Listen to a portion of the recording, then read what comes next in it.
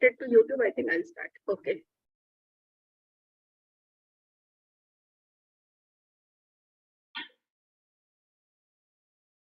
Good evening, all the respected faculties, ISA dignitaries, as well as all the delegates who have joined for this important quiz series again. It's the sixth series in a row, and today we are going to discuss airway challenges. We are going to discuss two very important topics today. The day when we enter anesthesia, we learn bed mask ventilation. Now also, like what we discussed last time for spinal anesthesia, the same way, when we give induction agent, and if you are unable to ventilate, that's a very critical scenario. And what should be done at that time? So this we are going to learn today from our expert faculties as well as for chairperson. Every day we are also getting introduced to newer and newer supraglottic airways, but then everyone has experience and everyone has developed various techniques for the use of supraglottic airways. Let's listen from our chairpersons as well as faculties on which supraglottic airways to be used when and why. I welcome Dr. Bajwa, our Honorary Secretary ISA National, for his opening remarks. Thank you, Dr. Manisha. Good evening, everyone, and welcome to another edition of this series. The topic is basically never-ending challenge of difficult airway and a difficult scenario. Anyway, the life is full of challenges. We face so many challenges every day, and there are people who can help us. Sometimes we help ourselves. It's just like having in the institution, in the practice, in the periphery, with the team or alone. So all the challenges have to be accepted and tackled, because here comes the question of a life. Because a difficult airway can create a very high grade of mortality and morbidity. But the challenges are also different, and different scenarios. You can come up with a different challenges throughout this series, throughout this discussion and lectures.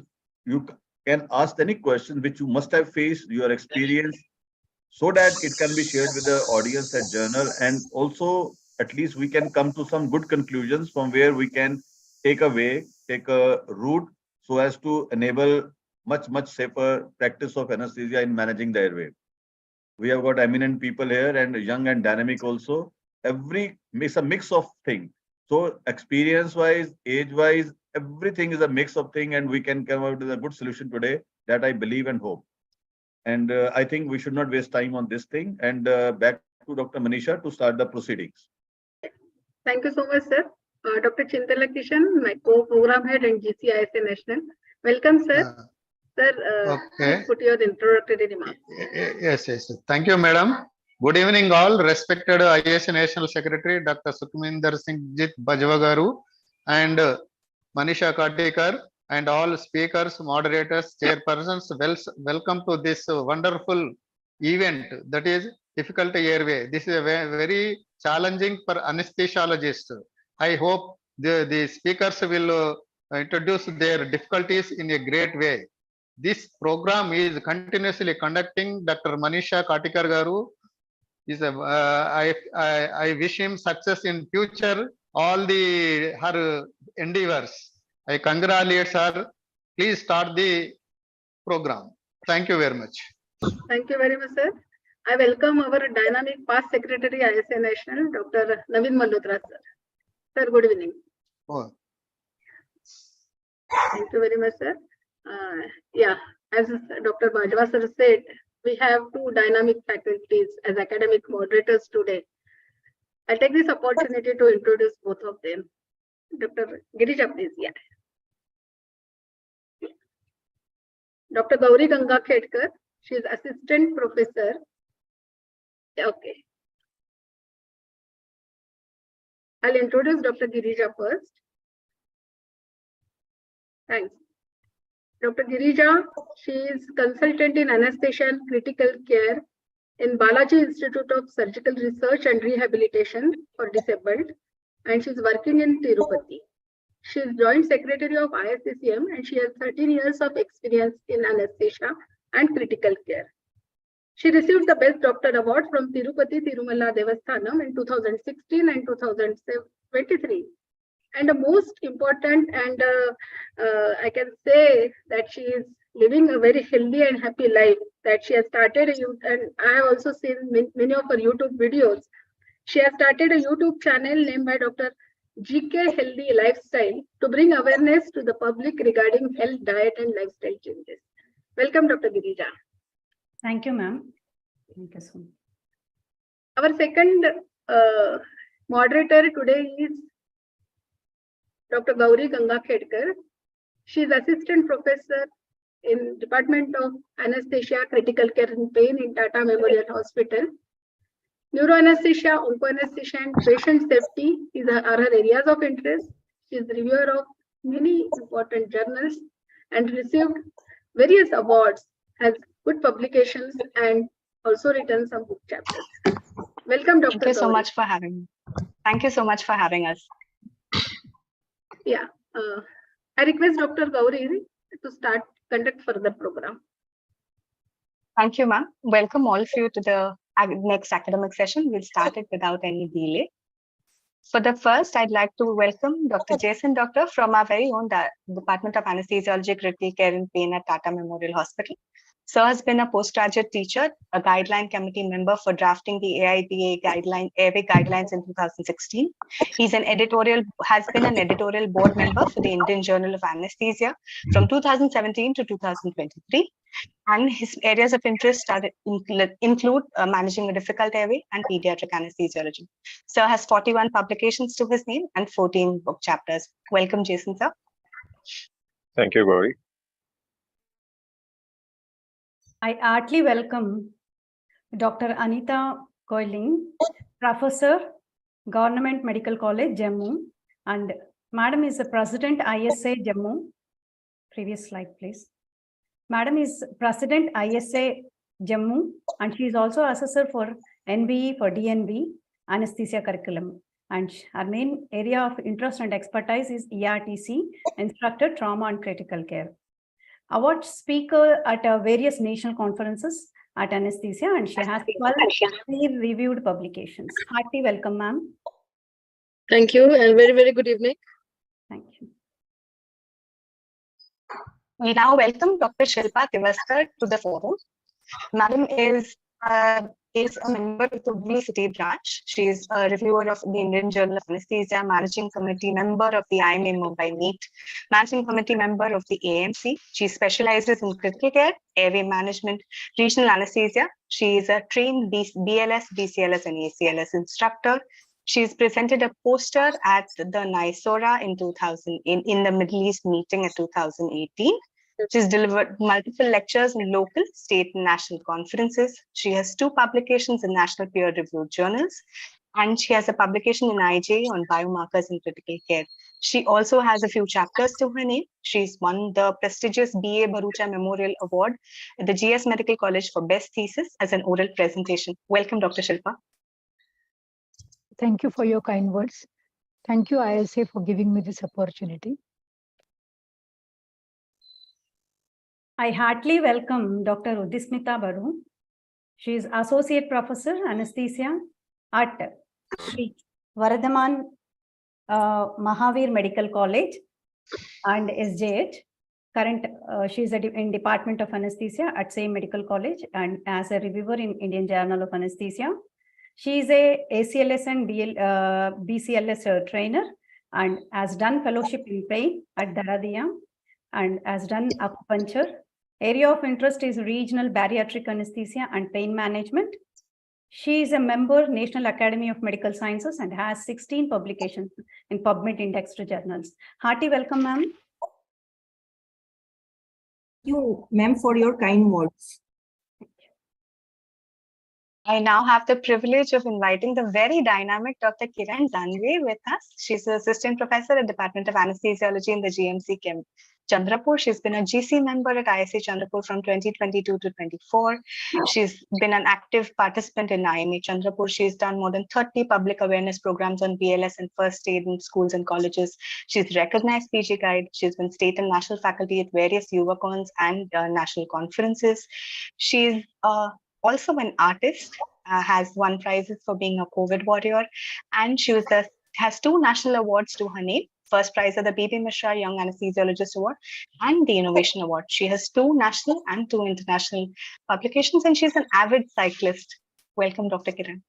Thank you so much, ma'am, for your kind words of appreciation and a lovely welcome.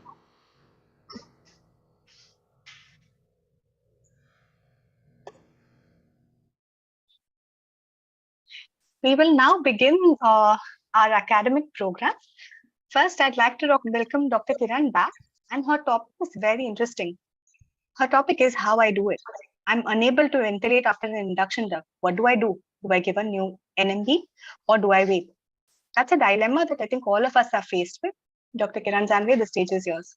Yeah, thank you so much, ma'am. Is my screen visible? Yes, it is. There, I can see you. Yeah. Make it full screen, Kiran. Kiran, make it yeah. full screen. Yeah. Is it now, ma'am? Yes, Okay. yes.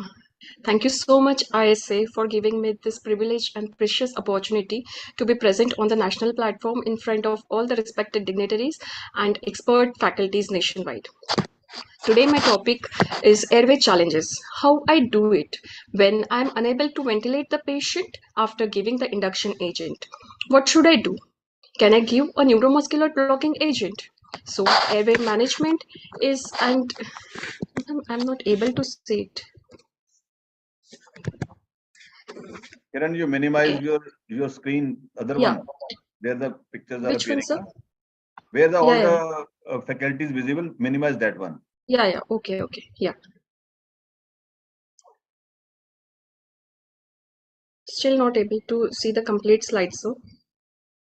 We are able to see. We are Okay. Okay. Airway management is a skilled management which every anesthesiologist and a healthcare providers are involved in the cases of resuscitation. And the main objective for the face mask ventilation is the maintenance of airway patency and oxygenation. And failure to achieve so, even for a brief period of time, can lead to hypoxia, which can be life-threatening.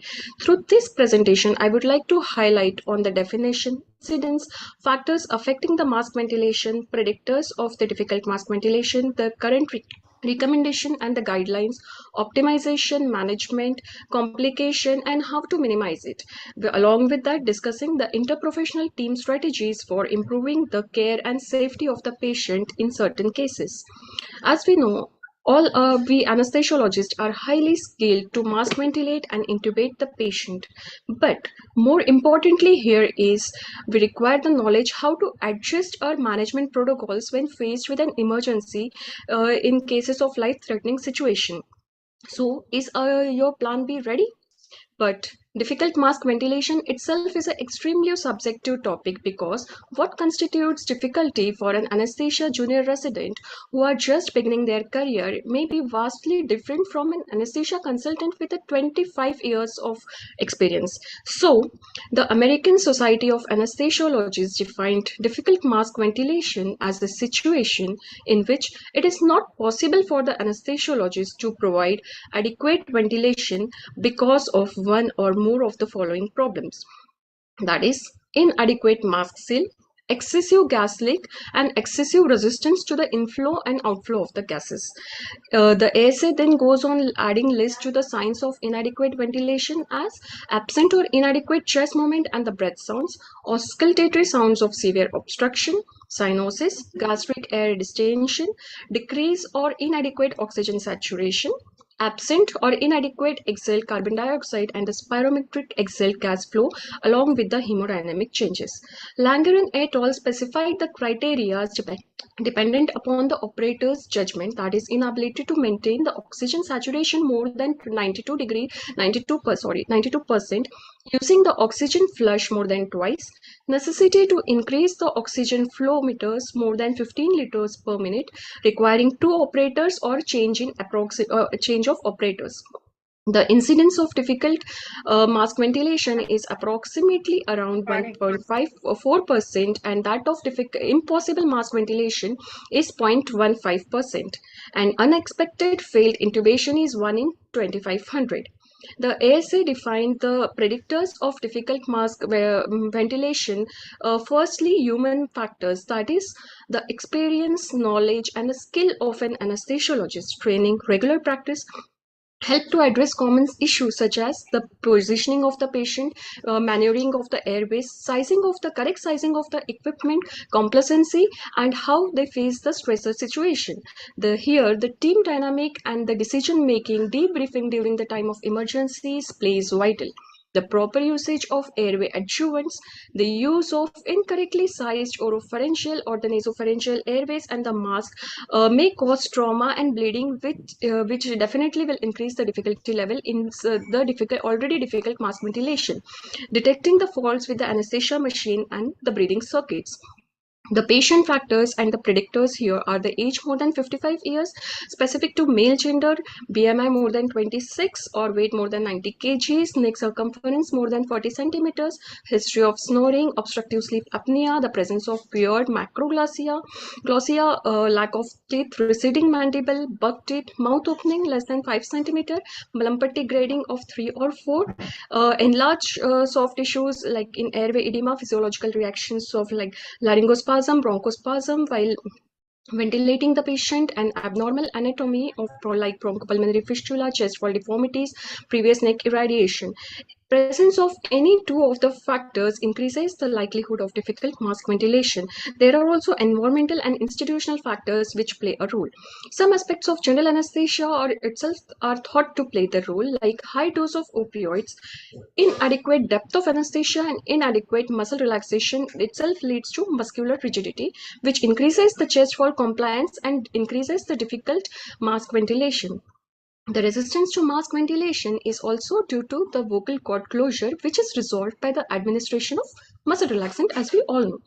But these factors have led to the debate about the exact timing of the muscle relaxant, whether to check if it is possible to mask ventilate prior to the administration or to give it early.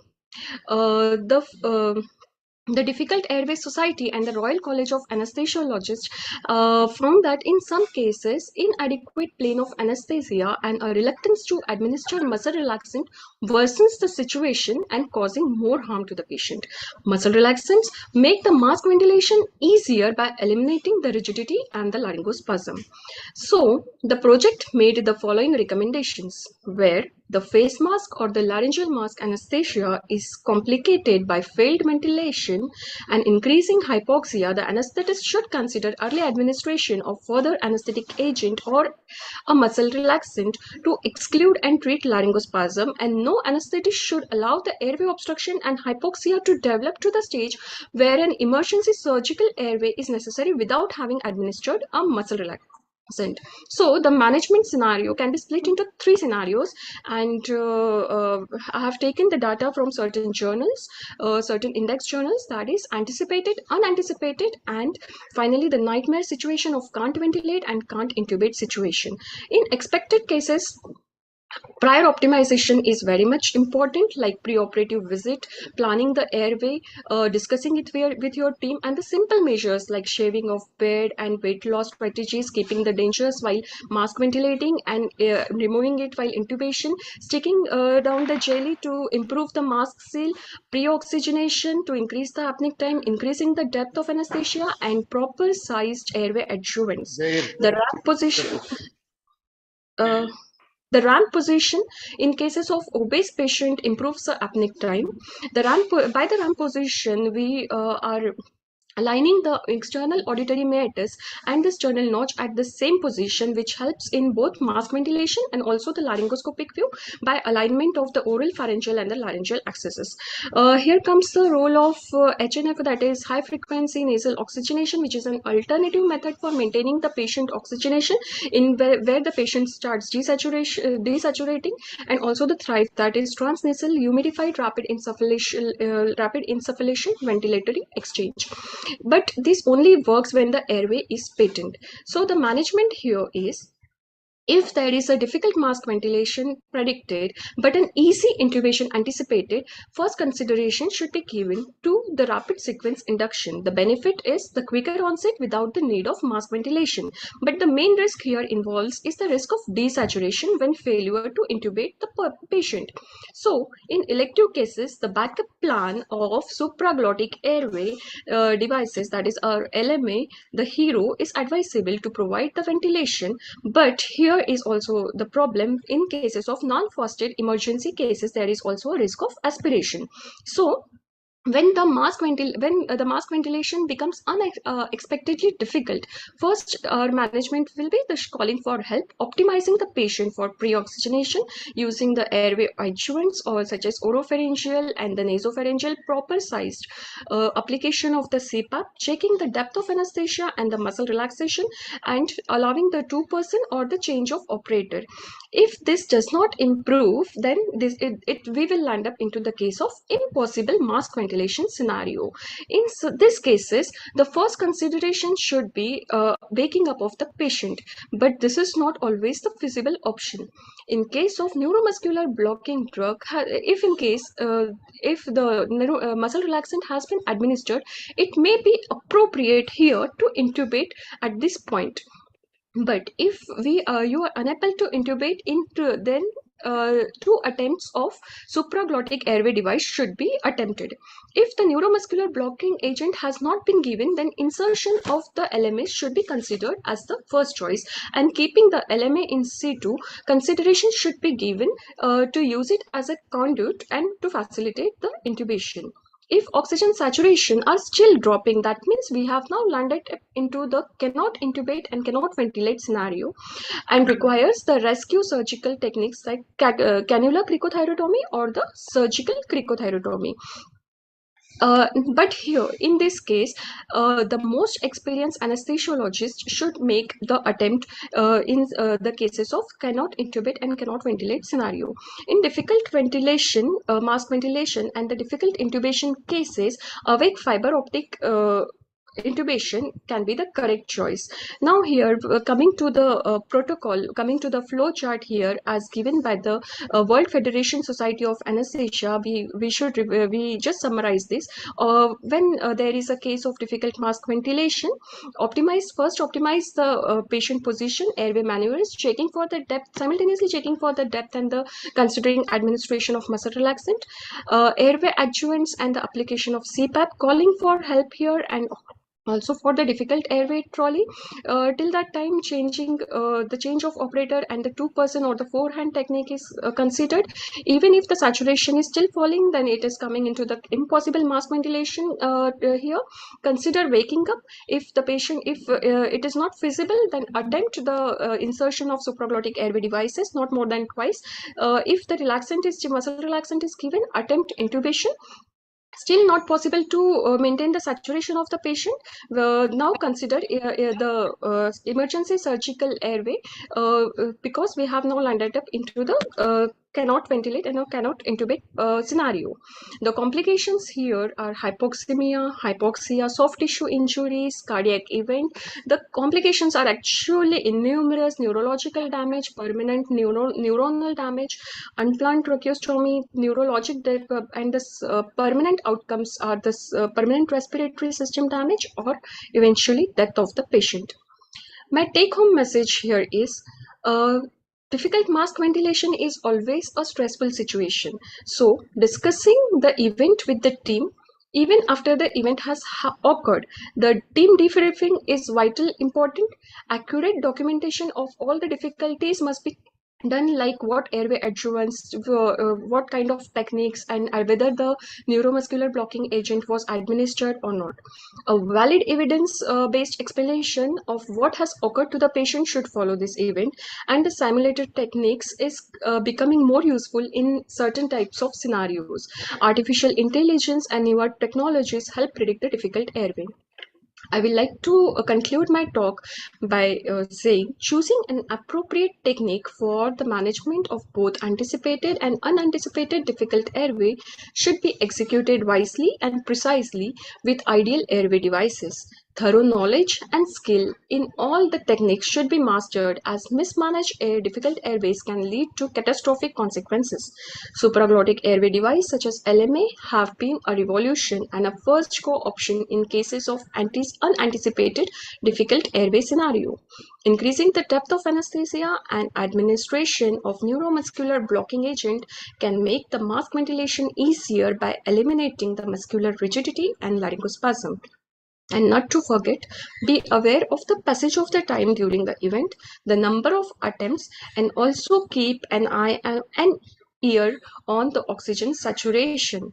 These are my references. And thank you so much for the patient listening. Thank you so much, Dr. Kiran. It was wonderful presentation. Thank you so much, ma'am. Yeah, difficult mask ventilation is really a nightmare to anesthesiologists because the mind has to work within seconds. The next what has to be done like that. So I would request Dr. Jason, doctor, to give expert opinion on this topic in such situation. So, Thank you, Dr. Kiran, and thank you, so madam, much. for the explicit presentation on supraglottic devices. So you brought out the points very well that airway assessment is of essence. So there are two ways of dealing with an airway. You have an unanticipated difficult airway and an unanticipated difficult airway. An anticipated difficult airway definitely has a different strategy how you should be approaching the airway with awake techniques, maybe awake video laryngoscopy or with awake fiber optic intubation or whatever it may be. And for an unanticipated difficult airway, if you're stuck in a situation, it is always better to give a muscle relaxant. And for reasons cited by you, that opioids cause muscle rigidity and Yes. ketamine or whatever drugs have been used can cause muscle rigidity. There can be laryngospasm. When you give head tilt, chin lift, and jaw thrust, that itself can lead to spasm. So for optimal use of airway adjuncts and bag mask ventilation, muscle paralysis is essential. And I can see somebody asking on the screen that in nursing home setup, what should you be doing? So in today's era, there is no excuse for not having adequate airway equipment. Okay, so each of you, I am sure, you all can definitely invest in a video laryngoscope, maybe a channeled one or an angulated video laryngoscope to optimize video laryngoscopy and better visualization of the glottis. So there have been multiple Cochrane reviews and multiple meta-analysis that have been done that CA grades and POGO scores of 3 and 4 have been reduced to 1 and 2 after use of an angulated blade.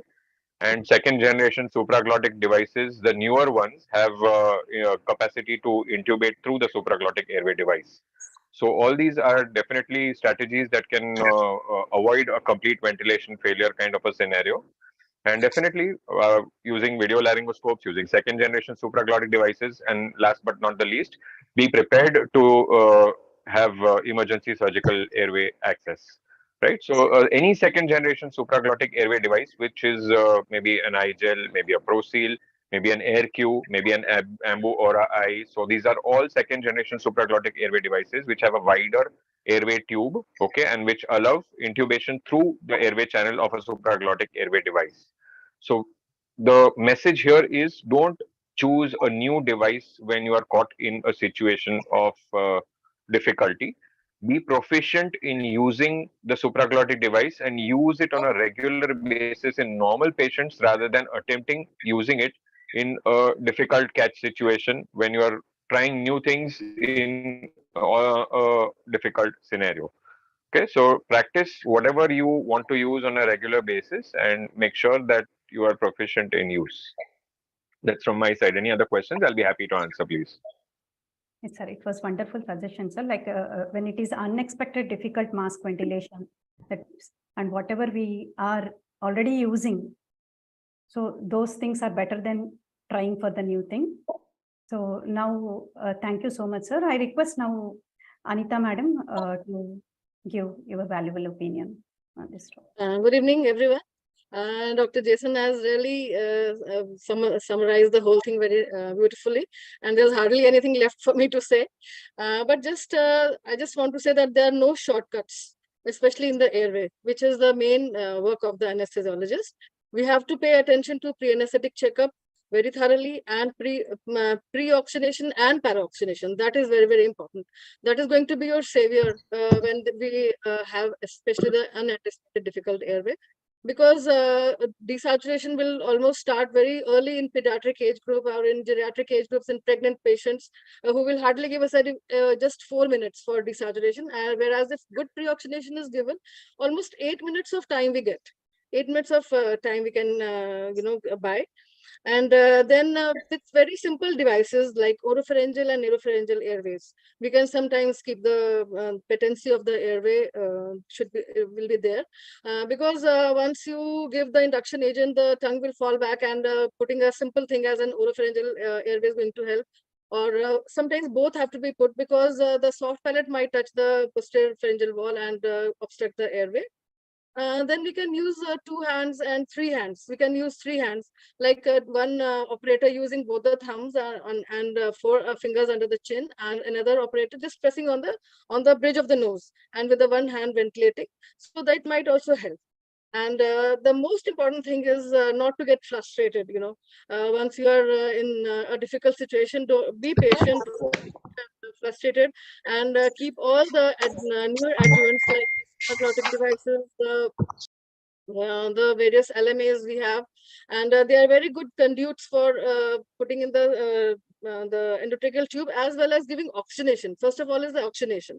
They are very good methods for to give oxygenation, and that is all I have to say. Yes, ma'am. Just a word here, if I may. So there are IDA guidelines which were published in 2016 for adults, obstetrics, for pediatrics, for extubation, and for the intensive care unit. I would urge all those people who have actually not gone through these guidelines, and that were published in the Indian Journal of Anesthesia in 2016 December issue. So everything is elucidated beautifully in this, the importance of pre-oxygenation, apneic oxygenation, different positions, Buji's operator, video laryngoscopy, all of those important things are mentioned in the flowchart and in the main manuscript. So for the important points, I would urge everybody to refer to those guidelines, which is an excellent summary of all these airway important issues. Okay, thank you. Thank you, sir. Thank you, madam. Dr. Girija, shall I add something here? Yes, sir. Yes, sir. Please. Coming to this, there are 2 scenarios, different scenarios regarding the institution and the practice for the peripheries or the central areas. The first and foremost thing is, as anesthesiologist, when you do MD, you do such a good course, you learn everything. Now going into the periphery does not make you a person who should not learn new things.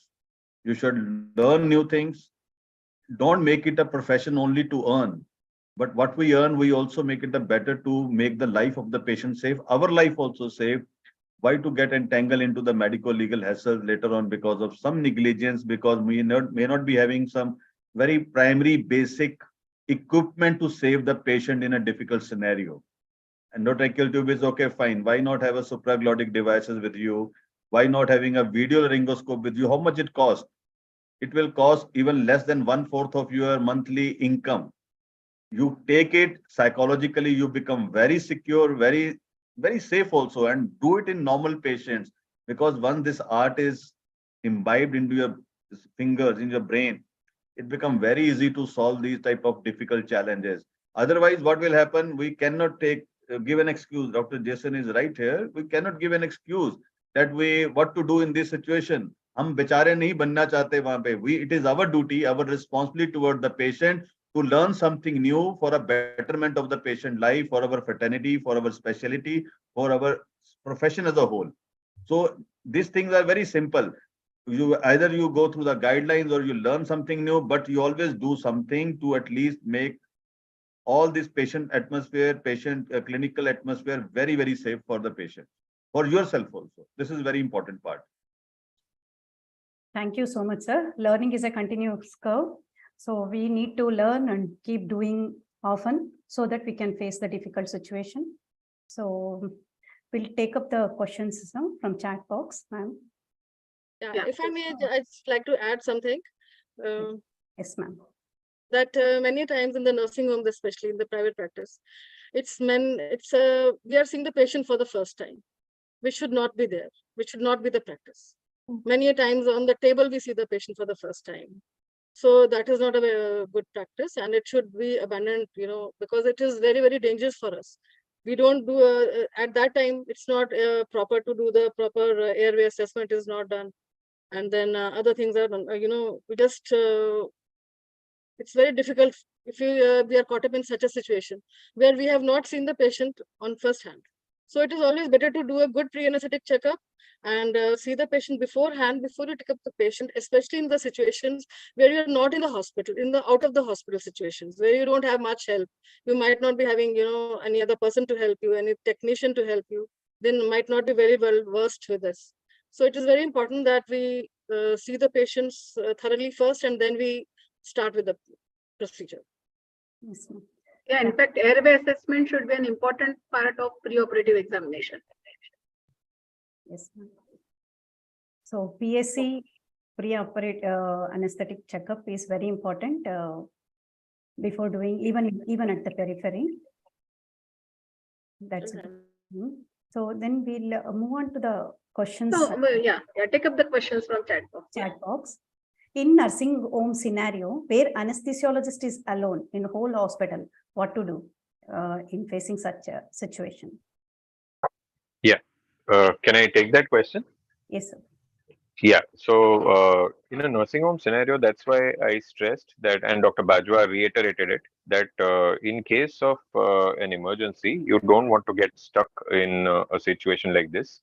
So a couple of things here. Make sure that whatever difficult airway plan you have it well chalked out, and you have all the essential equipment at your disposal. It doesn't cost too much. If you have one medical legal issue, I'm sure you will spend more on a lawyer and more of mental trauma if you go through the hassle of the entire, and never said never easy enough to deal with a patient whom you've lost because of airway issues. So definitely you can invest in a video laryngoscope, so not having adequate equipment like video laryngoscope, second generation supraglottic airway device, emergency surgical airway access is not something that you can use as a excuse of not being able to manage the airway. Do you still use landline phones and carry those Motorola phones that were available earlier? All of us have smartphones, right? So you've evolved with time. So why not with airway equipment? You see the surgeons who carry laparoscopic equipment with them, or you see surgeons who carry cauteries with them. You see surgeons who carry all their essential equipment with them. So why not invest and carry your own equipment so that you are not struggling? You can't give an excuse that I anesthetized the patient and I lost the airway because the nursing home did not have enough equipment. It's you who should be investing in the equipment and keeping it in your airway armamentarium and using it on a regular basis so that you're used to using it in a catch-22 situation rather than using it for the first time. So use it regularly in normal patients, get used to the equipment, and so that you are not in trouble during a difficult airway. And secondly, have a team approach. So even if you're alone, if you have somebody around who can be free and come for your help, that will be a good decision to take. Right? That's Thank from you my for end. hitting nail absolutely on the head. And I think that's a point that one of our participants, Dr. Raghunandan, has also made in the chat box, where he says that he's been working in a rural area and carries his own difficult airway cart everywhere where he goes, including video laryngoscopes and supraglottic airway devices. We have another question in the chat box, which is there a role of using airway exchange catheters after neuromuscular blockade?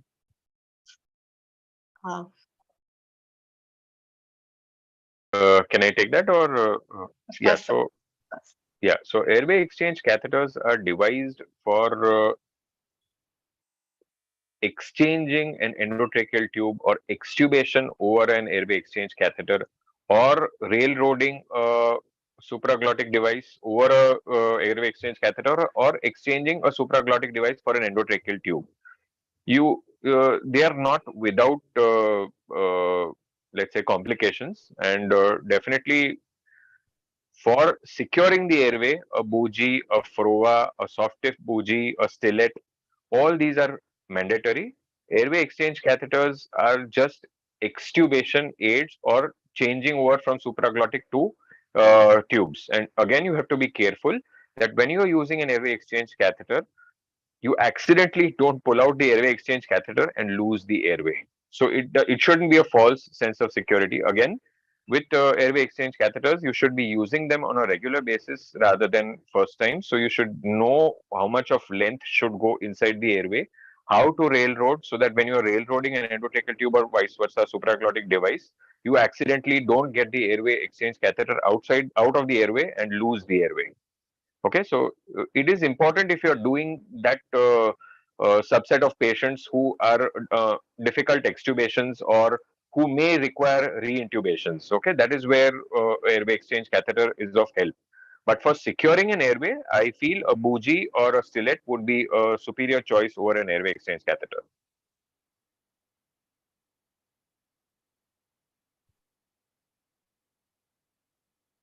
Thank you, sir, for that summation. A lot of people who have asked whether using an LME, which I'm assuming they're asking cuff versus cuffless devices. So people want to know which is the best device to be used for rescue, and they want to know if iGel would work better or LMEs. I think our next session will cover that, so we'll take that for then. Let Dr. Raghunandan speak. Sure, sure. Dr. Raghunandan, you have raised your hand.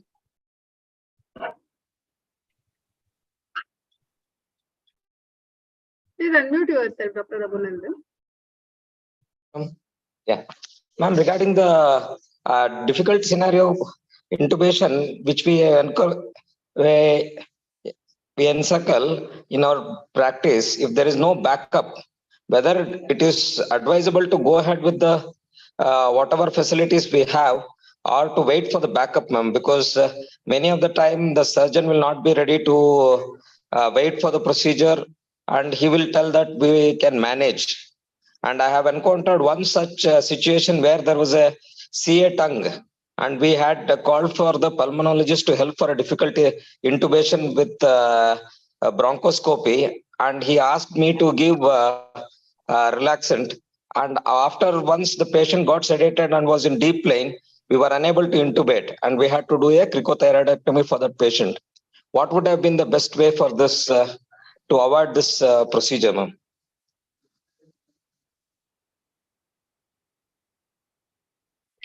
So I feel here that bronchoscopy or fiber optic intubation is never an emergency procedure. Okay, it's always an elective procedure, and it has to be done under awake conditions. Yes, once you lose the airway and you have secretions, bleeding, tongue fall, all of that in an anesthetized patient, it is extremely difficult to secure the airway with a fiber optic bronchoscope.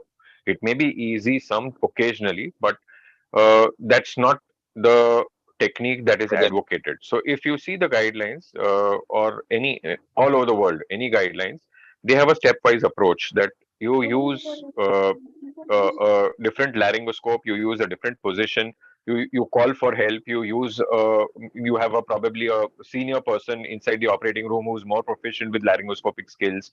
Use a video laryngoscope, use a bougie, stillet, airway adjuncts, optimize oxygenation at all times. Don't lose track of the oxygenation. That is the single most important message here. Call for help. Use a second generation supraglottic airway device. Once you are able to secure the airway or oxygenate, okay, with either a tube in place or a supraglottic airway device, wake up the patient. Do not proceed with the case. Okay, and once the patient is awake, have an alternative airway strategy later. If you are not able to secure the airway with an endotracheal tube or supraglottic airway device, have a rescue face mask ventilation strategy using airway techniques like a nasopharyngeal airway, oropharyngeal airway, a two per person bag mask technique. Okay, adequate size face mask, use a little bit of oxygen flush, use higher flows, try and get some oxygen into the patient's lungs.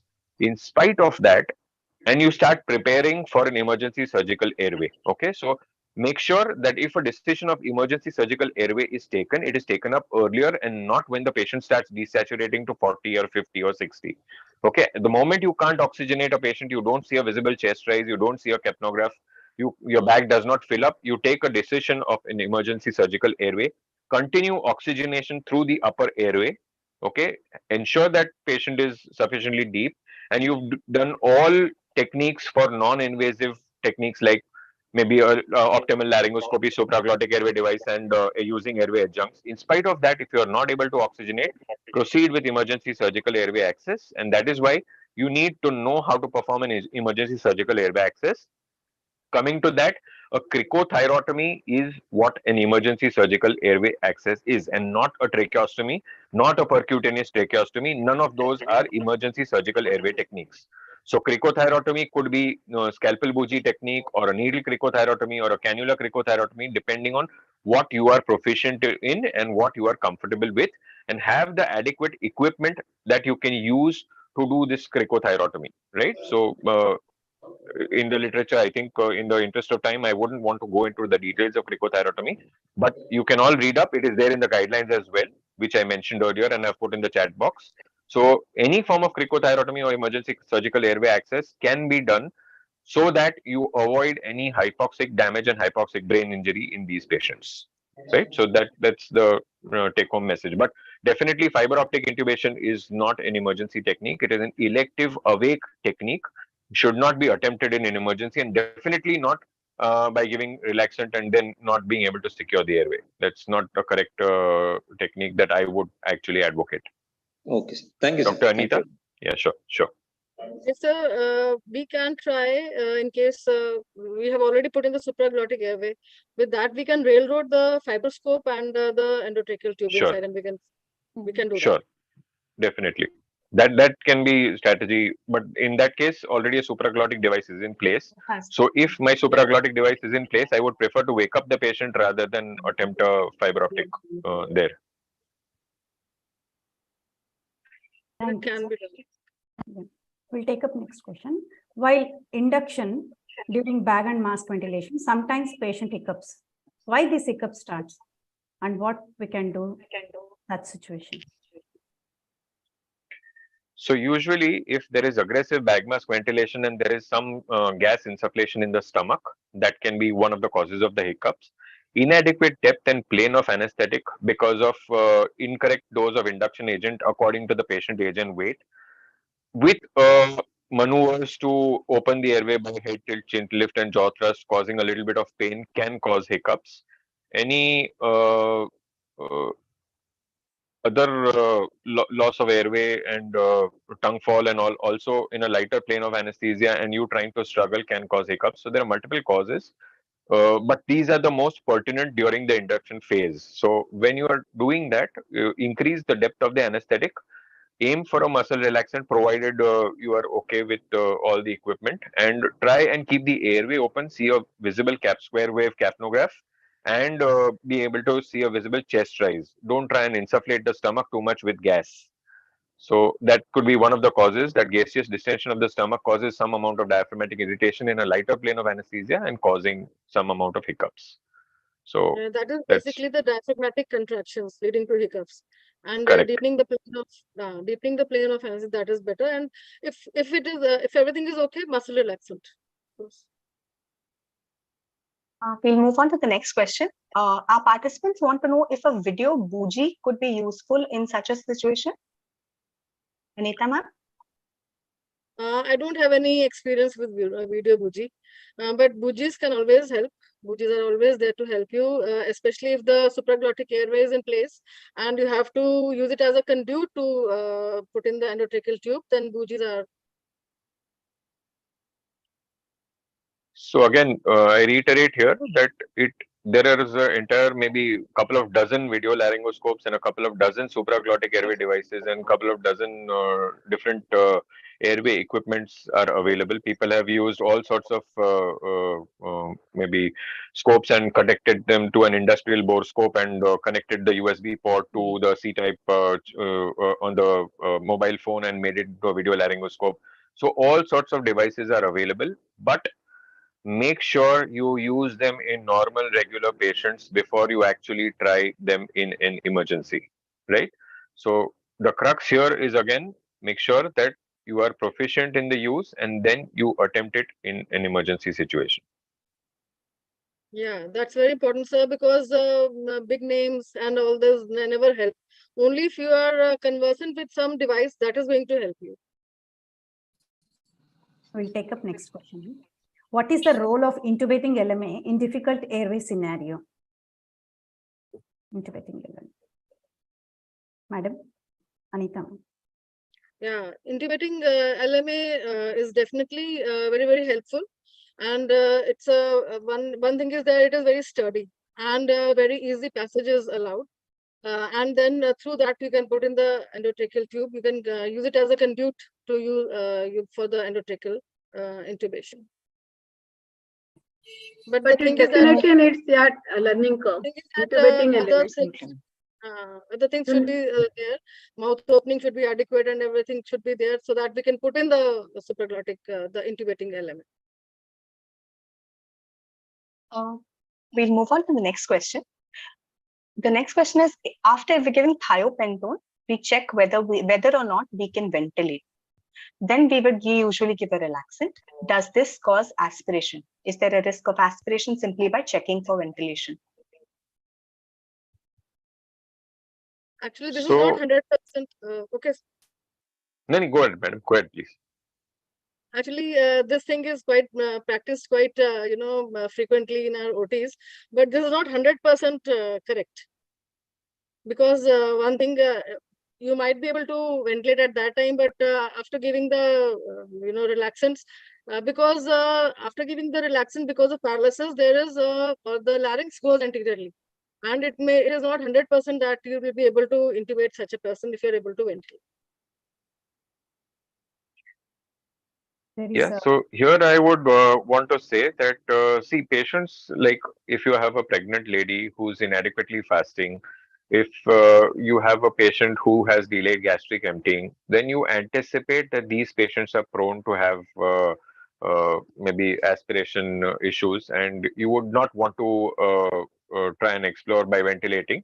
So probably there is something called as, even in pregnant ladies, there is something called as a modified rapid sequence induction. Okay, that gentle bag mask ventilation can be done using the APL valve close to 20 centimeters. Okay, so that does not cause insufflation of the stomach and regurgitation. Okay, now here, if you are doing a rapid sequence induction, it is best to have a head up position to pre-oxygenate these patients well, so that you have an enough apnea margin, like Anita madam had stressed earlier, right?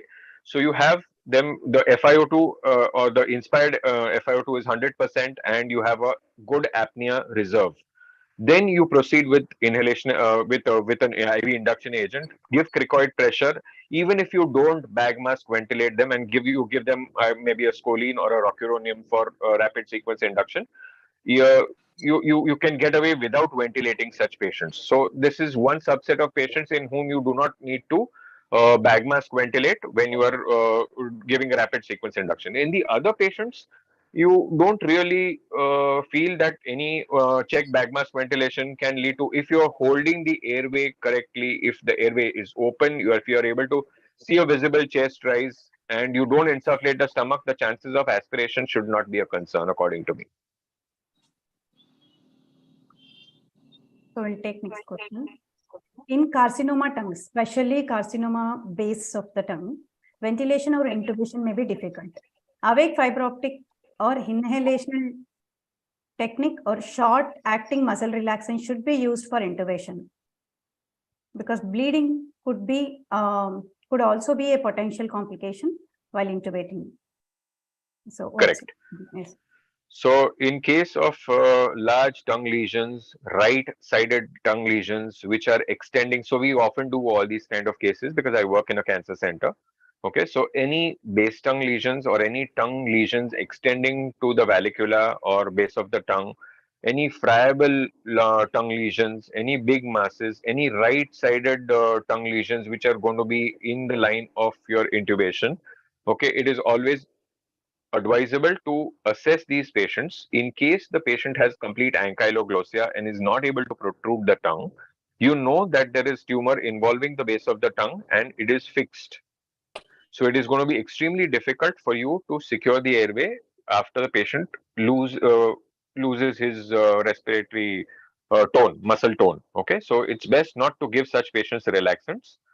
Definitely, if you give me an option, an awake tracheal intubation using a fiber optic scope with through a nasal route is the gold standard, I would say, and it is advisable to do that. But not always does everybody have the privilege and access to such devices. But in that case, definitely it should be an anticipated difficult airway. It should not be done in an institute which does not have provision with having video laryngoscopes and with the newer era of video laryngoscopes, which are angulated blades. A lot of international organizations advocate awake video laryngoscopy. So you topicalize the airway in a similar fashion that you would do for a awake fiber optic. You will still give transtracheal, you will give posterior nasopharyngeal spray, you will give gargles, you will anesthetize the nostril with Otrivin and lignocaine jelly, and you do a video laryngoscopy, and in an awake patient, you will pass the endotracheal tube. So at any time, if you are unable to secure the airway, you have the patient who is awake and not lose the airway. So never take anything away from the patient which you cannot guarantee to give back. That is the crux here. Keeping with the video laryngoscope topic, we'll move on to the next question. Yeah, I think Dr. Jason and Dr. Anita Madam, many of the private practice anesthesiologists have joined this webinar, and at the end of the webinar, they want an advice from both of you about buying a video laryngoscope, which will be best for them in the private practice. So I think we will take the rest of the questions again at the end of second session. I think we will move for the second session. All right, we'll move on to the next session now. Our second session is cracking the scientific dilemma. We're going to ask our esteemed faculty to tell us what supraglottic airway devices they would use, which, when, and why, and ask them to share their experiences with us. For this, I want to share a small case scenario, which I would like their opinion on. You get called to the emergency department at 9 a.m. You have a 22-year-old female who was brought in 2 hours after a road traffic accident. She was a pillion rider on a two-wheeler on her way to work. The patient has a scalp avulsion injury due to the entanglement of a scarf in the wheels, in addition to lower extremity comminuted fractures. A cervical collar has been placed to stabilize her cervical spine till we know more. She needs to undergo imaging, including a CT scan, before definitive surgery for the scalp injuries and femur injuries. Her GCS currently is 15/15. Our patient is very young, very anxious, uncooperative, and we need general anesthesia for the radiological evaluation. What is your choice of supraglottic airway device and why? I would request Dr. Shilpa Tivaskar. Thank you, madam, for this question. Yeah, in this scenario, with stabilizing the cervical spine, we would like to use either iGel, or I would go for a Prosil, or the latest one, I could go for if at all available, I can go for a Basca airway, where minimal neck movement is required. I think all the private practitioners will go with iGel, and if some have already bought, then they will go with Prosil. Any other opinion? Start your session, Shilpa. Now we will discuss everything at the end. Okay. Now I request Dr. Udismita Baru to give your opinion in such situation. In this type of situation, our aim is to keep the head and neck in the neutral position.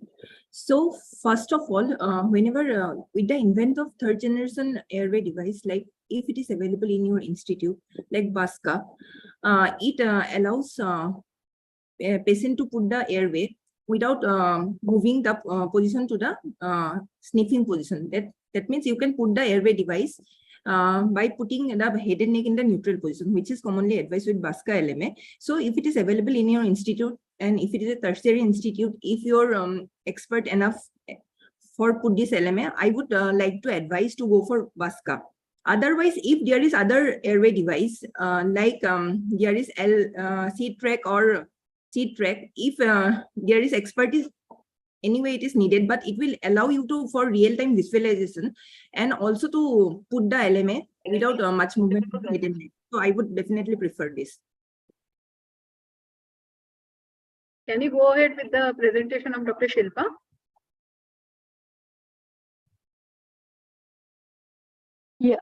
Should I, madams? Yeah, please. Yeah.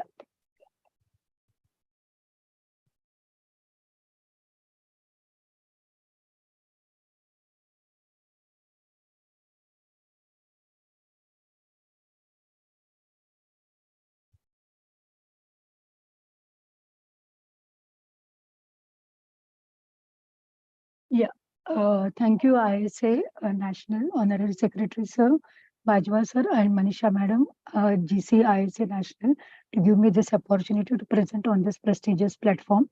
So supraglottic airway devices, which, when, and why, and my experience. Am I audible? Yes, please. Yeah. Yes. Yeah, as we have been discussing for last half an hour, we have seen that the supraglottic airway devices have helped us to make a choice between mask and endotracheal tube. There is a shift of using supraglottic airways.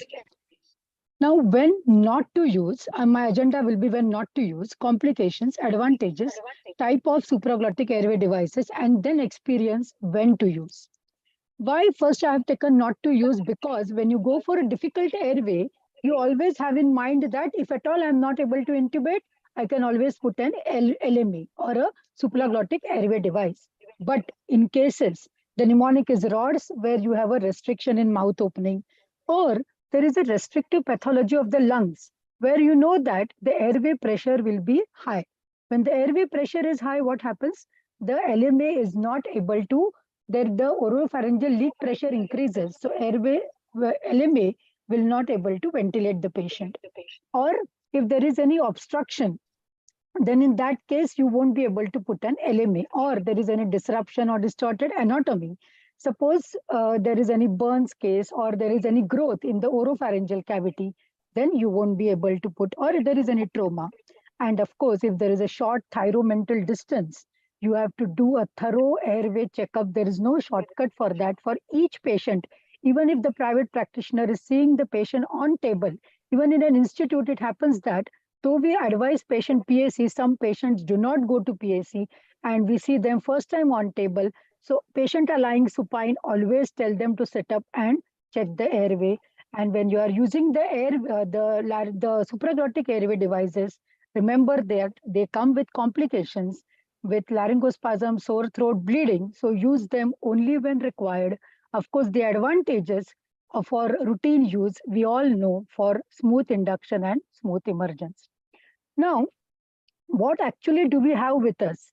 We had the first generation laryngeal mass airways, where the classic LMA, where it was just a tube and a cuff which was used to maintain the airway. From that, we had the intubating ones, the fast track and the C-track. Then we moved to second generation LMA.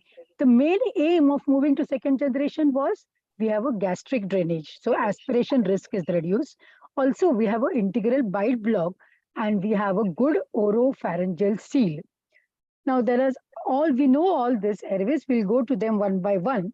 The third generation, as we saw, the Basca LMA, the Air QSP3, we'll see all that, SLIPA and the video of this. The airways, these supraglottic airways, are sometimes divided as those which cover the perilaryngeal area and those which cover the pharyngeal area. So pharyngeal area, we have the cobra, the combi tube, the SLIPA again.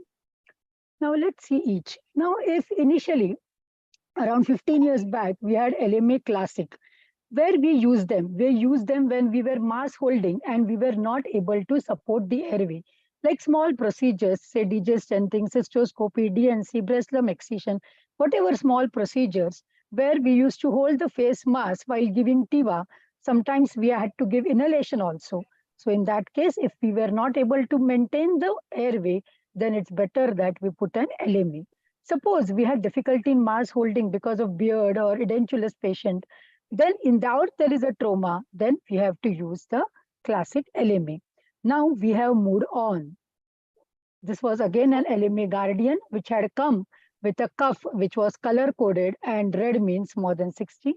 Okay, we moved on. Now in first generation, we discussed that we had LMA fast track where we could intubate. We had actually this I had used in 2 patients, but was not comfortable in railroading the endotracheal tube. So probably, as Dr. Jason said, you require practice in normal patients also. Plus, we had this LMA C track, which had a video laryngoscope along with it, which video along with it. Now, the second generation LMA blockbuster. Now, we have in our operation theater this blockbuster, which is there, but we have not used. But the take-home message from today is we have to use it regularly. Now, what is the advantage of this blockbuster? When can I use it? Now, it has a high oropharyngeal seal pressure. So, suppose I am facing a situation of I do mass ventilation, I do a laryngoscopy, I don't see anything, I use bougies, I do a second attempt, I do a third attempt with another rescuer, but still if I'm not able to do, then I put a blockbuster LMA, which has a high oropharyngeal seal pressure, it has less postoperative complications and lesser insertion time. Of course, here, if you compare the first generation fast track with the blockbuster, then you will find that the intubation attempts are 96% more. Then the intubating LMAs we continue. First, we had the second generation AirQ, where we could have a gastric channel alongside the LMA. But now we have this third generation AirQ, which is called as, now this is all at present in the literature. AirQ, I have to use AirQ yet. So AirQ is features where you have that self-pressurizing cuff. So along with inflation, along with IPPV when you are giving, along with inspiration and expiration, the cuff pressure will be changing. So at least one intubating LMA should be there in your difficult cart trolley. Again, here we are seeing that the AirQ, if you compare to iGel and laryngeal mass airway, the oropharyngeal leak pressure is high. And you see that ease is, of course, with the Supreme LMA and complications were little higher with the iGel. Then our favorite, the LMA ProSeal. When do I use LMA ProSeal? It allows ventilation with high sealing pressures. There is a gastric port for suction. There is a bite block, and it can be used safely for laparoscopic procedures. Now, suppose I have to go forward for a laparoscopic cholecystectomy, where already there is a lot of pus, septicemia, patient is having high liver enzymes, patient is having high WBC count, and surgeon needs to operate.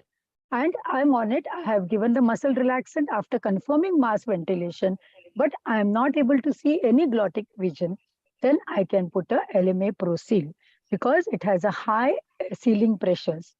And hence it could be advantageous. Of course, routinely also, if I'm doing a histolaparoscopy or ovarian cystectomy or perineal surgeries or any short procedures, I should be routinely using this LMA ProSeal.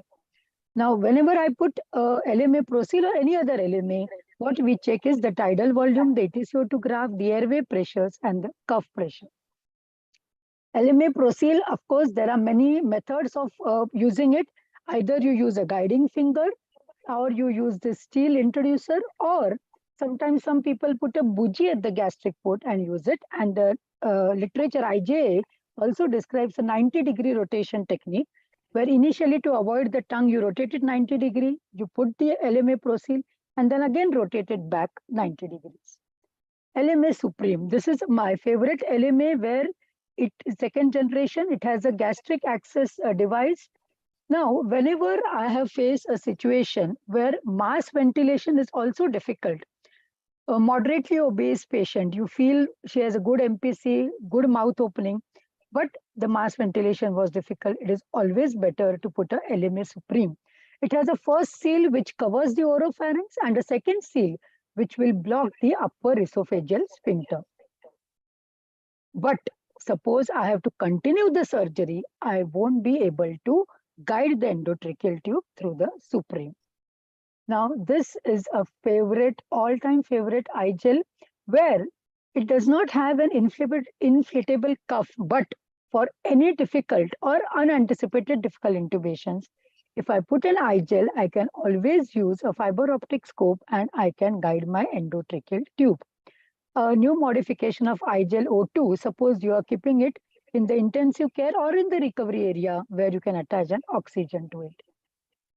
Then Ambu Aura gain, we had this for some time, where Ambu Aura gain, when there is a can't intubate, can't ventilate situation. So you put this, it's an inflatable mask with a cuff. Here, you have a gastric channel, and if you see on the right side, you can put the Ambu scope through the aura gain, and you can as well intubate if you want to continue with the surgery. As Dr. Jason said, once you have put an LMA, you can always awaken the patient and go next time for a fiber optic. Then LMA protector, the advantages, again the pilot cuff, it has the color coding where you can see whether the pressure is high or low. This to complete the list. LMA gastro, we have this LMA gastro, but our surgeons aren't comfortable. They say that whatever jelly you put, the scope is not easily maneuvered. Our expert faculties can tell us about this. Now, this is the LMA which is talked about, LMA Basca, where you can see it has a self-sealing variable pressure cuff. Okay, there is a insertion tab. There is an insertion tab, integrated bite block which is there, the airway tube which is there, okay, the suction attached, and you have a sump area. So here, the secretions, the sump reservoir is there, the secretions can be, and the gastric contents can be aspirated. And last but not the least, which is there in pipeline, is the video laryngeal mass airway.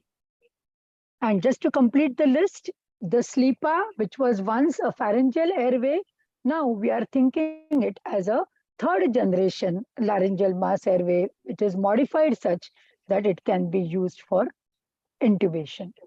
Again, to complete the list, we have the combi tube, our age-old combi tube, the laryngeal tube, and the cobra. Now, a short 10-second video, I'm inserting a ProSeal, but that day I think I had to use my non-dominant hand also.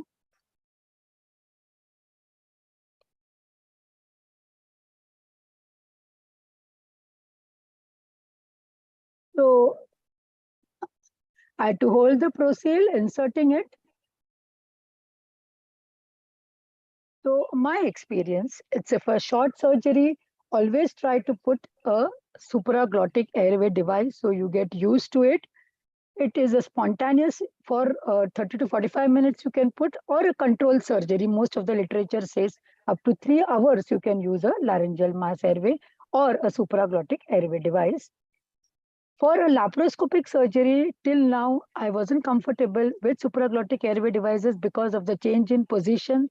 So in one case also, if there is change in position and I have to replace the device, then it is difficult to convince the surgeon.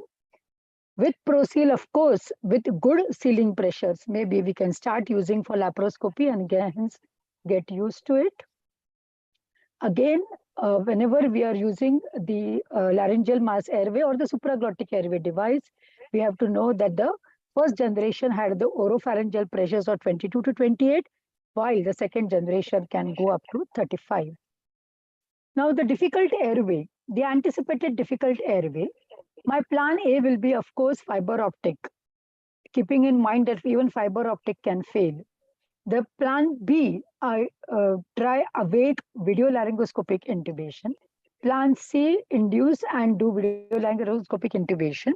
And I always keep a blockbuster airway standby, or all the whatever possible supraglottic airway devices which are there. We can also have a Air Q3 standby. If there is a less mouth opening, remember LME is supraglottic airway device is not an option. Unanticipated difficult airway, of course, in the algorithm, ASA algorithm and IDA algorithms, we have supraglottic airway devices. Now, which do I keep?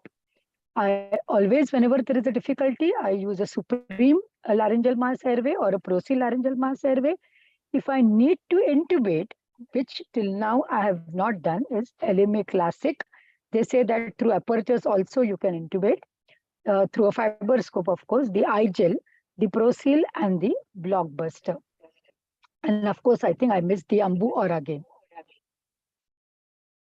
Last but not the least, what is oropharyngeal leak pressure? You adjust your flows to 3 liters. You close the valve, APL valve, and adjust the maximum pressure to 40 millimeters of mercury. As the peak airway pressure starts building, at one point you will see a plateau. So where the peak airway pressure will be the oropharyngeal leak pressure. At that time also measure the cuff pressure. And once you put an supraglottic airway device, if you do a fiber scope through it to see the position, then remember, if you see the vocal cords, then it is grade 4. If you see the posterior epiglottis, the grade decreases to 3 and 2. If you see the anterior epiglottis also, and of course, if it is grade 1, your supraglottic airway device is not properly placed. My last slide, these are the case scenarios. An emergency obstructed inguinal hernia. I am doing a rapid sequence induction. The patient is for resection anastomosis. The sonography and CT scan have shown that the patient will go for a resection anastomosis. But I have started a rapid sequence induction, but I am not able to intubate. In this case, still I can put a laryngeal mass airway or a supraglottic airway device. Again, same. So whatever situations are there, suppose an edentulous patient is there, and I'm going for a routine case, but in edentulous patient, I'm not able to ventilate. I put a supraglottic airway device. Obese patient, it is not advised, but if I'm at lap hysterectomy, I'm not able to ventilate. During induction, I can always put a supraglottic airway device. But remember, if there is a restrictive pathology, that interstitial lung disease, or there is a burns of the neck and chest where you will find there is obstruction or distortion of the airway, then be careful. Supraglottic airway device may not be an option, of course, with decreased mouth opening. Yeah, so remember, external pressures from thyroid also may be there. Hope I have done justice. Thank you. Absolutely, ma'am. Yeah, I think you did a really nice job of very comprehensive review of all the available supraglottic airway devices and when to use them. I think we'll move on to Dr. Udismita and ask her to share her experiences of supraglottic airway devices and their use.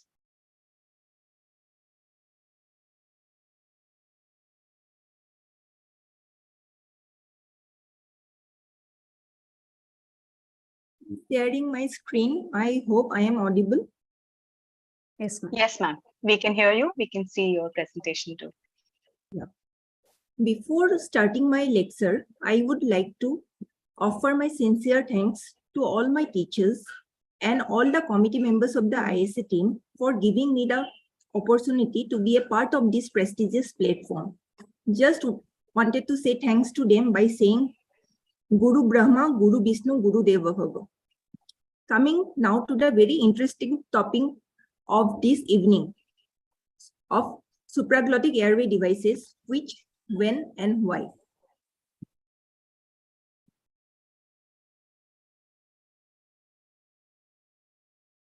Actually, by giving this topic, I am in a dilemma. I am feeling like I have been given the option of many luxury cars to travel to a specific place. And I am asking which car you will choose and why. So before answering these questions, what criteria I will consider? I will have to look for its comfort. I will have to look for its safety and fulfillment of the criteria which is needed for moving to my desired destination.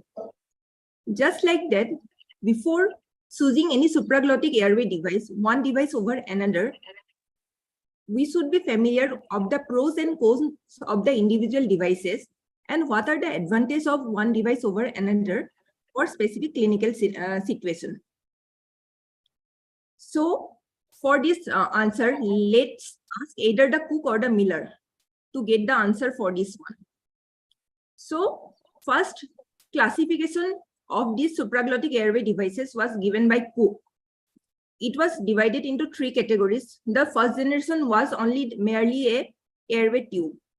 second generation was modified with the addition of gastric channels for giving more safety and thereby preventing aspiration risk.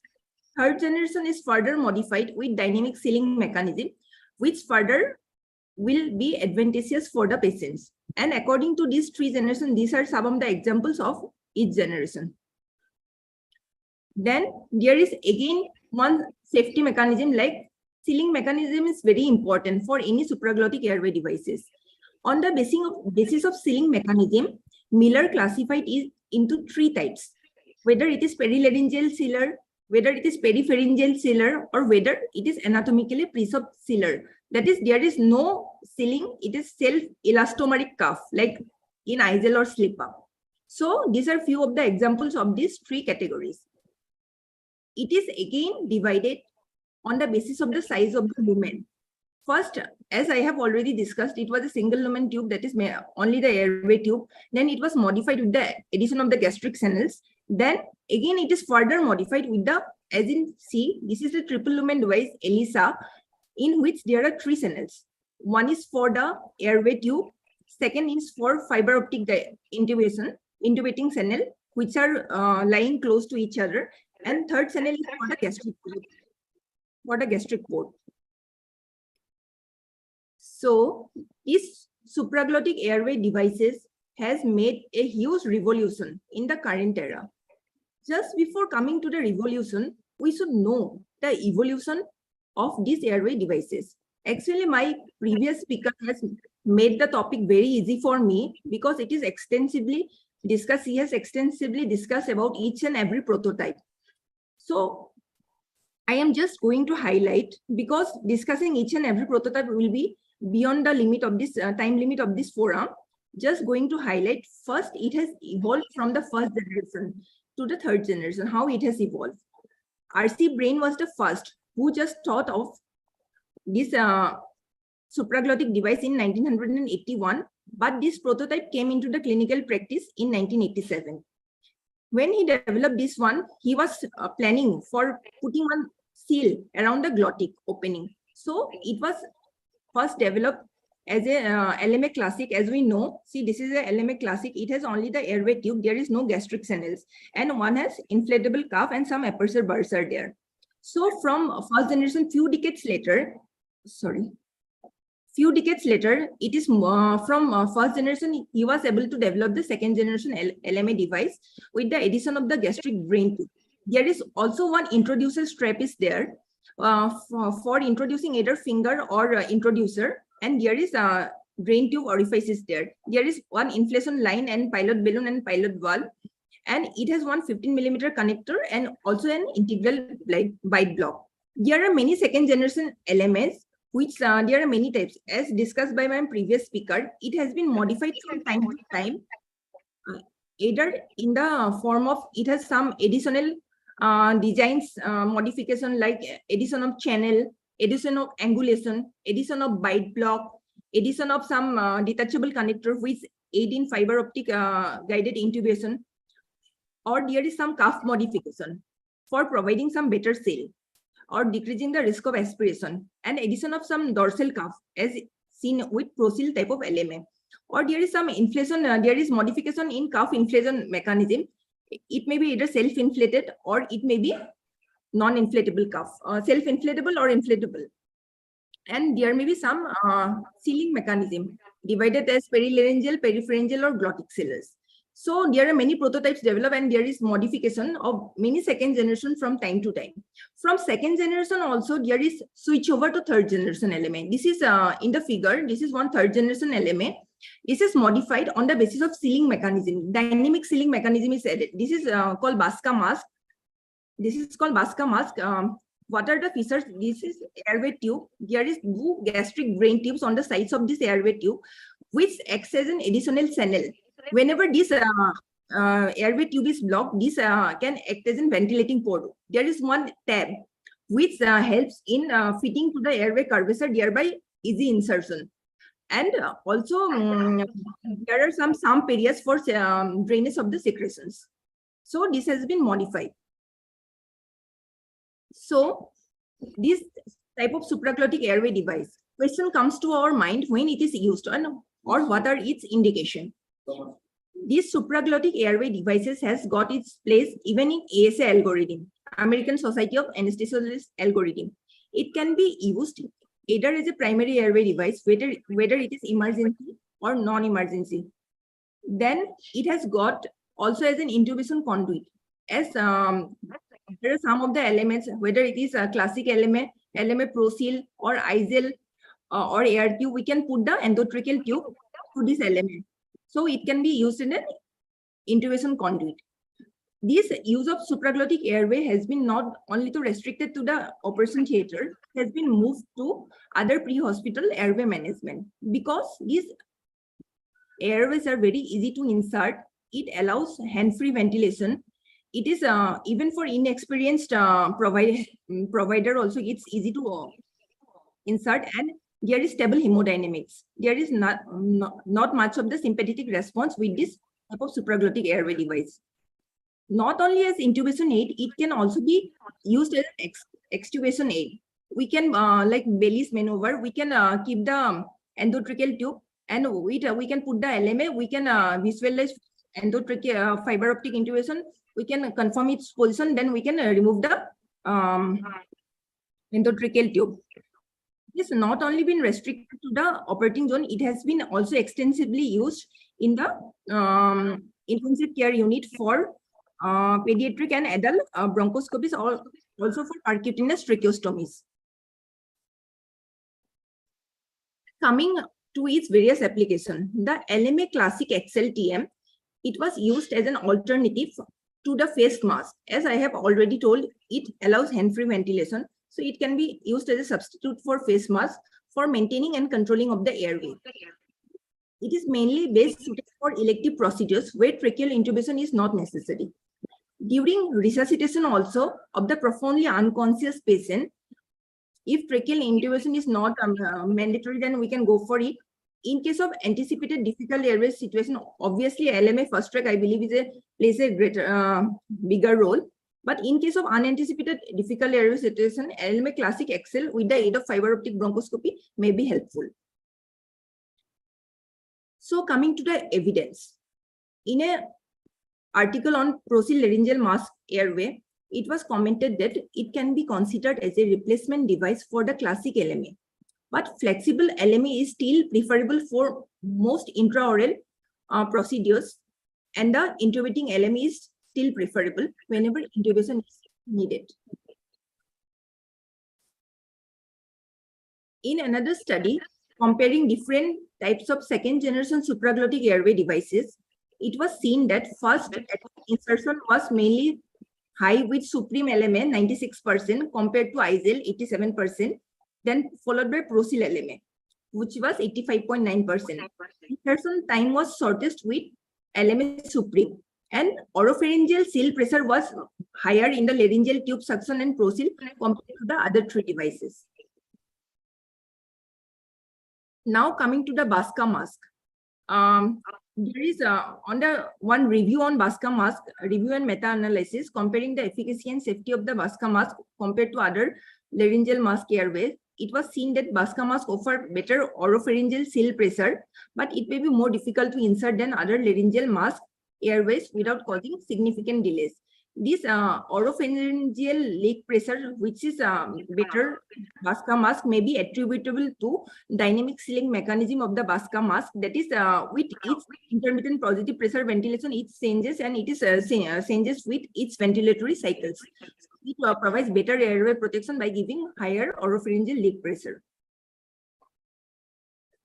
In another study of comparison of BASCA mask with ProSeal, it was seen that BASCA mask provided statistically significant high oropharyngeal pressure, which was 31.34 and 24.81 for ProSeal laryngeal mask airway. Also, the primary outcome measures for the time taken for insertion. This was also regarding time, and is a BASCA mask inserted in a lesser time compared to ProSeal laryngeal mask airways. So they concluded that BASCA had a higher first attempt successful insertion with better oropharyngeal seal pressure compared to the prosil-laryngeal airways under controlled ventilation. So there is one gray zone. Everybody is worried. We always want to know, can we put the LMA in prone position? So many of us answer will be no. Normally, nobody will prefer a person to put the supraglottic airway device whenever he is in prone position. But there are some recent inferences. Like there is one sacrovideolaryngeal mask. It is shown in the figure. This is sacrovideolaryngeal mask, which it is a new vision incorporated third generation videolaryngeal mask airways, which allows the patient to be monitored in prone position. See, you can see here in the screen, and you can see whether it is in proper position. And there are some studies also on use of LMA in prone position. Here it is concluded that LMA Supreme can be very helpful in this scenario, especially in expert hand. So coming to few case scenarios. One, for laparoscopic surgeries. Suppose laparoscopic cholecystectomy. Would you like to go for supraglottic airway device? What are our concerns? For coming to the pros, it is quick and easy device. It will combat the sympathetic response, which is mainly seen with endotracheal intubation. It requires lesser of neuromuscular blockade, so it will lead to less postoperative morbidity. But what are our concerns? Laparoscopic surgery, there will be increase in the intra-abdominal pressure. So are these patients more prone for aspiration with the use of these supraglottic airway devices? What is your answer? If we consider in the beginning, whenever with the first generation supraglottic airway devices, oropharyngeal leak pressure was much less. So it has more chance of aspiration. But as the LMS are modified over time to time, there is much of the better sealing mechanism added. So they can sustain higher oropharyngeal seal pressure. And with invent of third generation LMA like Basca LMA, which is dynamic sealing mechanism, it can further add better protection. What is the evidence? There is one study comparing the third generation SLIPA with the laryngeal mask airway Supreme for laparoscopic cholecystectomy. It is saying that SLIPA and laryngeal mask airway Supreme were associated with comparable oropharyngeal leak pressure, hemodynamic parameters, ease of insertion, fiber optic views, and complication rate were comparable between these two types of devices. So SLIPA can be used as an alternative to laryngeal mask airway in the patient undergoing laparoscopic surgery. Coming to the clinical scenario 2, for pediatric patients, would you like to go for supraglottic airway devices for pediatric routine pediatric surgeries? My experience says we are nowadays using commonly this type of supraglottic airway devices for short duration pediatric surgeries because it is very easy to insert. It allows hand-free ventilation. You can prefer over face mask, and also there is less sympathetic response, and by using over face mask there is less of the anesthetic gas leak. So what the evidence say? There is comparison of different types of supraglottic airway devices, LMA Supreme, AirQ, Ambu, or again in 240 children undergoing elective surgery, which belonging to the grade of ASA anesthesiologist grade 1 to 3.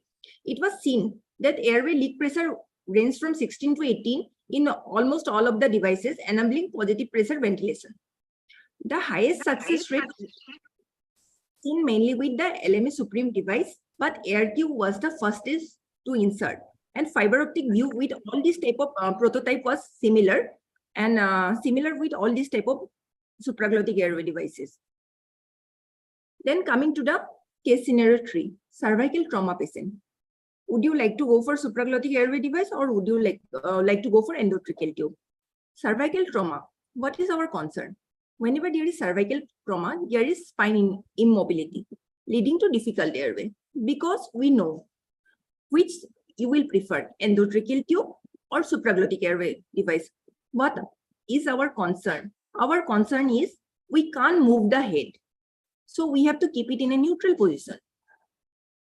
Even if endotracheal tube is considered as a gold standard, but for bringing the pharyngeal and the laryngeal axis to the same line, we have to move the head.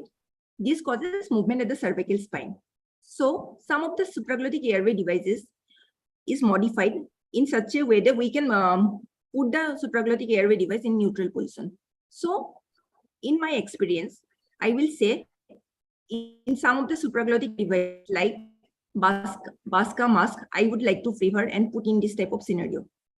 What is the evidence for this type of? It is seen that LMA C-track significantly reduced extension compared to the LMA fast track and Macintosh laryngoscopy at the cervical spine 2 and 2, C2 and C3. Intubation time was significantly shorter with Macintosh laryngoscopy. Successful intubation was seen 80% with the LMA fast track and 100% with both LMA C-track and Macintosh laryngoscopy. Higher success rate of intubation with LMA C-track in these scenarios may be because it will allow the real-time visualization, and there is inbuilt mechanism in the system that will allow you to see in real time the endotracheal tube passing through the glottic aperture. Then LMA C-track involves lesser upper cervical spine movement compared to the LMA fast track. Coming to the clinical scenario 4, it is already discussed and question is raised whether you would like to go this type of supraglottic airway devices for cesarean section. What is our concern in this type of cases? See, in all the pregnant patients are considered as having difficult airway and considered as having full stomach. So our main concern in the current era, difficult airway, and so everybody will ask the question whether by putting supraglottic airway devices, are you putting the patient at risk for aspiration, prone for aspiration? What the evidence say? There is one study comparing the supreme laryngeal mask airway versus endotracheal intubation for airway management during general anesthesia for cesarean section. It was seen that supreme laryngeal mask airway could be an alternative management technique for a carefully selected low-risk obstetric population. Ventilatory parameters, maternal fetal outcomes were comparable between the two groups, and there was no case reported for aspiration. Similar insertion success rate was seen between the two types of devices. Reduced time to ventilation and less hemodynamic changes were seen with supraglottic airway devices compared to the endotracheal tube. So, as in my experience, because if selected low-risk population, you can go for supraglottic airway devices in place of endotracheal tube. So, because these airways are more, there is airway edema, these airways are always difficult, and there is more risk of trauma if you are putting an endotracheal tube and you are injuring the airway. So if you can easily put the LMA in this type of scenario, and if you put some LMA like a second generation, third generation, it will provide adequate seal pressure oropharyngeal and thereby prevent the risk of aspiration, especially if it is in low risk. We have to select the population very carefully. Findings are consistent because in obstetric difficult obstetric airway guidelines also it is recommended. Use of supraglottic airway devices recommended. So my findings are consistent with the airway guidelines for the obstetric airway. Coming to the clinical scenario 5, whether it is used only in the anesthesia for the OT or can be used in remote location like endoscopy or MRI. Coming to the MRI setup, whether you can go for supraglottic airway devices in the MRI. If there is any problem with the device related artifact, whether using a supraglottic airway device during MRI. There is one simulation study which is done for MRI. It was seen. The study was done comparing the artifact with LMA Prosil, Classic, Unique, and Supreme. It was seen that LMA artifact, MRI artifact was highest with LMA Prosil. Because this highest artifact seen with the LMA Prosil may be attributed to inbuilt wire mechanism in the tube, airway tube, or also in the pilot balloon. Also in LMA Classic, Unique, and LMA Supreme, that pilot balloon has inbuilt this wire which may show artifact, but this tube does not have any wire, so this artifact is less than that seen with LMA Prosil. Then no artifact was seen with AMBU disposable LMA and the IGEL type of LMA, as this does not contain any reinforced tube. So, coming to the clinical scenario, resuscitation. See, whenever you are giving the option, Can you sum say- up, Doctor? Sorry to interrupt. Can you sum up, please? Yeah. Yeah. Just skip. So it is a part of difficult airway guidelines, all like pediatric, adult and obstetric airway guidelines. It is an integral part. To recapitulate, SEC video laryngeal mask is a new third generation video laryngeal mask, which is can be used in prone position. Flexible LMA is always preferable as an intubating LMA whenever intubation is required. Basca LMA can be put with the head and neck in neutral position. LMA seat track is preferred over LMA fast track for cervical trauma patient. So coming to conclude, this supraglottic airway device has been widened with better design refinement to enhance the efficacy and the patient's safety. It forms an integral part of rescue oxygenation and ventilation in an emergency, especially when faced with difficult tracheal intubation or mask ventilation. It is not only a primary airway device, it can be used also as a rescue, or it can also be used as an aid for intubation and extubation as well. So thank you for your attention. Thank you so much, Dr. Udismita. I'm really sorry to interrupt you, but we are more interested in interactive discussion also. And because of shortage of time, I had to interrupt you. Thank you so much. Excellent presentation, Udismita. Extensive presentation. Good. Now I will request Dr. Anita, Madam, to give your opinion in such situations. Yes, ma'am. All the three speakers were excellent, very nicely and very comprehensively and very lucid, explanations of all the things that are given. I would just like to add one or two things. That one in reactive airway, this supraglottic devices are very good because then you don't fiddle with the airway and there are less chances of laryngo and bronchospasm. One thing, and secondly, in case the patient has regurgitated, right? While put the supraglottic devices inside and the patient then you don't deflate the supraglottic device. That is very important. You don't deflate and you just put the patient in the head down position and you do the suction. That will protect the patient's airways. That is very important. And also in those patients for the eye surgery, especially in pediatric patients, where we don't want an increase in the intraocular pressure, in the neurological surgeries where we don't want an increase in the intracranial pressure. And then, of course, in the patients with coronary artery disease, where we don't want any hemodynamic, fluctuations in the patients. These supraglottic devices are an excellent choice. Okay, ma'am. Thank you. Dr. Jason, sir, in such situations, how do you? Yeah, so I think all the speakers have summed it up really well. That definitely in pregnant patients, in obstetric patients, in patients with interstitial lung disease, anywhere where there is a risk of aspiration, definitely there is no doubt that endotracheal intubation is the gold standard.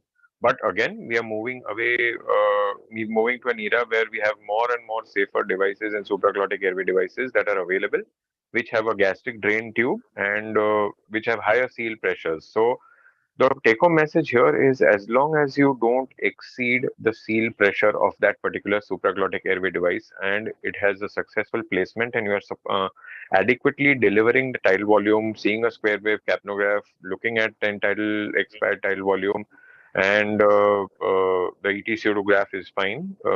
It's perfectly okay to go ahead with a supraglottic device in otherwise normal patients. But in patients like Dr. Anita mentioned that with a hyperreactive airway, with laparoscopic surgeries, these are all advanced indications of supraglottic airway devices and definitely not with novices, but even with experienced hands, they need a specialized justification as to why you are doing a case, and that's not completely medico-legally safe as well.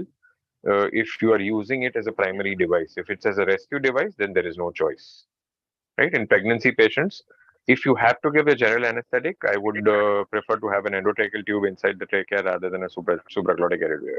But if I'm not able to intubate, then using a supraglottic device as a rescue device for preventing hypoxia and subsequent problems it is justified in using a second generation supraglottic device, which again we've mentioned earlier in the various guidelines that that is the path that can be a safe strategy. So what is your take on the supraglottic devices in the prone position? So I have never used it, and neither would I recommend. A lot over the world, people are saying that it's extremely safe and Yes, it's yeah. okay. But again, my question to them would be: what happens if, in the prone position, you exceed the seal pressure of the supraglottic device, or your supraglottic device gets accidentally dislodged halfway through the surgery? You should be proficient enough in reinserting the supraglottic device or securing the airway by alternative strategies in case that happens. So it's not something to be very heroically proud about Experimented with that this, you've yeah. that you've got away with having a supraglottic in the prone position. In maybe 100 cases that you do, even if 3 or 4 give you trouble, that is enough to dissuade you from taking that strategy for airway management. Definitely, sir, definitely. We'll move on to the questions from the chat box now. Our first question is, I think, for Dr. Shilpa Tivaskar. What is the B&B classification? I think, ma'am, you had mentioned it in your PPT. So I think they just want you to go over it again. The Brimacombe classification. Pardon me? Yeah. The classification is, see, once you put a supraglottic airway device, then you have to confirm with fiber optic scope the proper placement. So if grade 4 is when you can see the glottic opening and you don't see the epiglottis at all. Grade 3 is when you see the posterior part of the epiglottis. Grade 2 is when you see even the anterior part of epiglottis. And grade 1, which should not be the situation, that means your supraglottic airway device is not in place where you don't see the glottic aperture. Yeah, this is the Brimacombe's classification. So if you put up the Brimacombe's classification on Google, you will get to see it with the images as to what is the grades of view through the supraglottic airway device with a fiber optic scope. So I think the most important key to remember is it's exactly the opposite of the Cormack-Lihan, where higher the grade, the better your positioning is. We'll move on to the next question. Our audience wants to know what would be the LMA of choice in an emergency department. May I? Of course, ma'am. Yeah, please. In emergency department, I think supreme LMA should be the LMA of choice. It goes along with the curve. It's very easy to insert. So it has a short learning curve. Next to it may be the IGEL, but I think the supreme LMA has a short learning curve.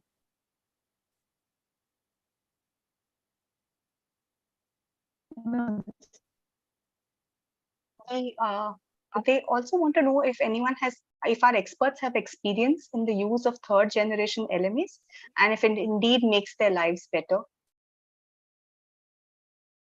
No experience with BASCA. We have given this topic to one of the postgraduates and we'll be starting a study soon. But till now, we haven't used BASCA. We should know so more. We have used BASCA laryngeal mask.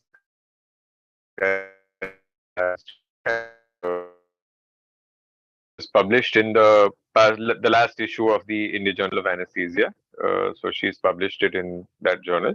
And so these generations and various variety and array of supraglottic devices, it's just a matter of comfort. As long as you don't exceed the seal pressure, you follow the adequate size and weight based recommendations for that supraglottic airway device, and you ensure that the positioning of the supraglottic device is okay, then I think you are good to go. So this question is to Dr. Udismita. Is it justified to use second generation supraglottic airway devices with wider gastric channels for elective LSCS, which is planning under general anesthesia? Normally, for any type of cesarean section, we always prefer endotracheal tube because these patients are always considered as full stomach. But as Dr. Jason sir has already discussed, some of the scenarios airways is really difficult. We may not be able to intubate the trachea with endotracheal tube. So these second generation supraglottic airway devices can prove as a rescue. So we should always keep in hand or nearby, so that if endotracheal intubation fails, we should always skip, or we should always jump to supraglottic airway device, because with second generation, with introduction of the safety mechanism, it is considered safe because it can sustain high oropharyngeal seal pressure, although endotracheal intubation will always be considered as gold standard. Exactly. Again, here I would like to make a point that whatever Dr. Udismita said is perfect. Yeah, just that you can use the gastric drain tube to vent the stomach, okay, and have a suctioning so that you can decompress the stomach as much as possible, and wait until you pull out the supraglottic device during reversal and extubation. Only once the patient is fully awake and the patient is able to have intact airway reflexes should you be pulling out the supraglottic airway device, right? So that in case the patient has post-operative nausea, vomiting, you have not removed a already existing airway in place for the patient to aspirate. Okay, the aspiration can be during the intubation, and it is as important during reversal, extubation, and removing of an airway, intact airway, right? And if there is vomiting, doctor has already described, Dr. Amita madam has already described that you have to keep the supraglottic device cuff inflated, put in a nasogastric tube, do a proper suctioning, do a thorough oral suctioning, and wait until you can decompress the stomach and wait for the patient to become fully awake before you pull out the supraglottic airway device. Thank you, sir. Our next question is, what is the LMA that you would recommend for pediatric fiber optic intubation? Okay, so there are certain supraglottic airway devices which are actually marketed and advertised for intubation through a supraglottic airway device. Okay, and the advantage of having such a supraglottic airway device is that it has a shorter airway tube. It has a wider airway tube that can accommodate. The curvature is such that it facilitates insertion of a supraglottic air of a fiber optic scope along with an endotracheal tube railroaded. Okay, so the ones that are available in the market: AirQ, the Ambu Aura I, the iGel, and I think I'm not making a mistake. These are the three that I know for sure are available. Proceal and Supreme, you cannot intubate through a Supreme because the airway tube is elliptical in shape and it does not allow easy passage of a fiber optic scope. So these are the three that are advocated for use for intubation through a supraglottic device. So if that is, sorry? The shorter and the shaft and it is. Yeah. So these are some of the supraglottic airway devices that are recommended for intubation through the supraglottic devices. Thank you, sir. We'll take up next question. Supraglottic airway should be taken out by the patient only. Is it that? So there are two schools of thought. Either you should wait until the patient is completely awake, or you should remove it when they are deep. So in patients who have an anticipated difficult airway, in obese individuals, in patients where you are worried about resecuring the airway, it is always recommended to wait until the patient is fully awake and the patient pulls it out. But if you have done it is an indication, like let's say in a pediatric population, that you put a supraglottic airway device and the airway doesn't seem to be difficult, but you have just used a supraglottic device for convenience to avoid a muscle relaxant. For them, I prefer to remove the supraglottic device in a deeper plane of anesthetic because children will bite supraglottic airway devices. Then you will be struggling.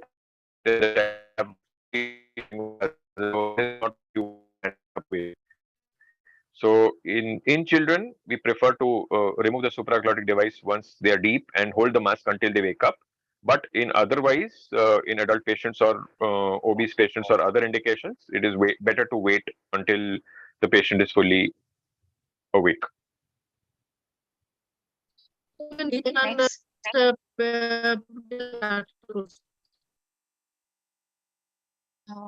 Ma'am, your voice is breaking. Would you repeat your comment, please? Sorry. Supraglottic children. Some bit of okay. Your voice is not clear, madam. Exactly when you are asking question, please break it up. Carry on, please. Ma'am, if you could put your comment in the chat box, we'll be happy to read it out. Would that work? Our next question is from somebody who wants to know if a video laryngoscope with a D blade would be a good option for patient with cervical spine trauma. So in cervical trauma, the important thing is not to cause iatrogenic injury during securing the airway, right? So you don't want to make a patient paraparetic, quadriparetic when you are doing any airway instrumentation. And medico-legally, it is the safest bet to have an awake strategy and document that after securing the airway, the patient is moving the limbs. So important things in a cervical spine injury or a suspected cervical spine injury is to have a cervical collar in place, okay, to have manual inline stabilization, to secure the airway in an awake strategy, which could be awake fiber optic, awake placement of a video laryngoscopic tube, maybe a D blade, so that it improves glottic visualization, or using a supraglottic device and intubation through a supraglottic device without any maneuvering of the spine. So maybe jaw thrust is okay, but somebody has to have a cervical collar or a manual inline stabilization in place. And the best strategy would be to keep the patient awake and document that after securing the airway, the patient is able to move all the four limbs. Now, somebody had asked that with using a video laryngoscope, what are the strategies that you can use to improve your success rate with video laryngoscopes? Now, when you're using an angulated blade like a D blade, it's always better.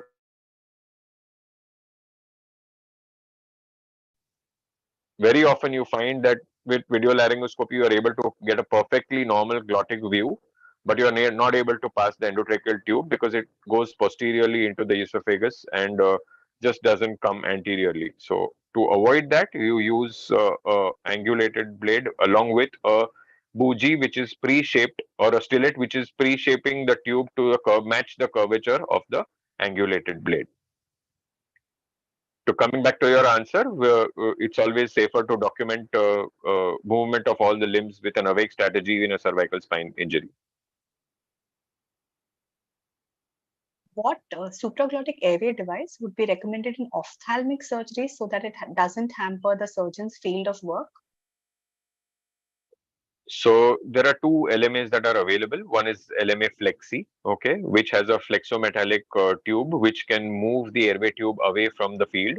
Or we often use an AMBU or again or something like that, which does not have a very long airway tube. The airway tube has a universal connector which just comes onto the lip, right? So you can directly connect the circuit and move it away towards the foot end of the patient so that it doesn't come under the vision or the field of the surgical field. So the shorter airway tube is the essence, right? So you have a long, if you use an LMA Classic, the airway tube is pretty long and it comes into the drapes and has a chance of kinking. So you can use either one of the second generation devices like an AMBU device or an LMA Flexi and move the airway tube away from the field. That's the important thing. So for the previous question, Anita madam had said that whether or not you should extubate or rather remove the supraglottic airway device when the patient is completely awake with them taking it out. Her recommendation is that we put the patient in lateral position, remove it with a deep plane, remove it while in a deep plane of anesthesia, and a combination with a bougie would help with a video laryngoscopic intubation is what I understand. Our next question is, can we introduce a fiber scope through the LMA fast track? Yes, you can introduce a fibroscope through the LMA fast track because it has a 3, 4, and 5 size supraglottic airway device, and correspondingly the sizes of tubes are 7, 7.5, and 8. So the important part here is you should have the fibroscope which fits that particular size of the endotracheal tube, and it is a good practice to assemble the entire equipment outside on an airway trolley or an airway cart to see whether the tube, the fibroscope, and and the ILMA or fast track are compatible or size wise before actually inserting it into the patient. So that is perfectly fine and to do it, and it's not a problem. Just that the LMA fast track tube is a little silicon tipped fast track tube, so it's a little angulated with the tip of the tube, but it can be passed over a fiber optic scope. There's no problem with that. So one more question. I'm using Ambu King scope. Sometimes I have found it difficult in anticipated difficult intubation. And any particular way or maneuver in such scenarios in introducing? So that is a King Vision scope, if I understand correctly, that they are using. And the King Vision scope is channeled, so it's so you can use the King Vision channel video laryngoscope to optimize your glottic visualization and railroad the endotracheal tube inside the glottis. If that is what I have understood the question correctly. So I think with the ambuscope, the doctor is having a problem intubating awake intubation. Ambuscope.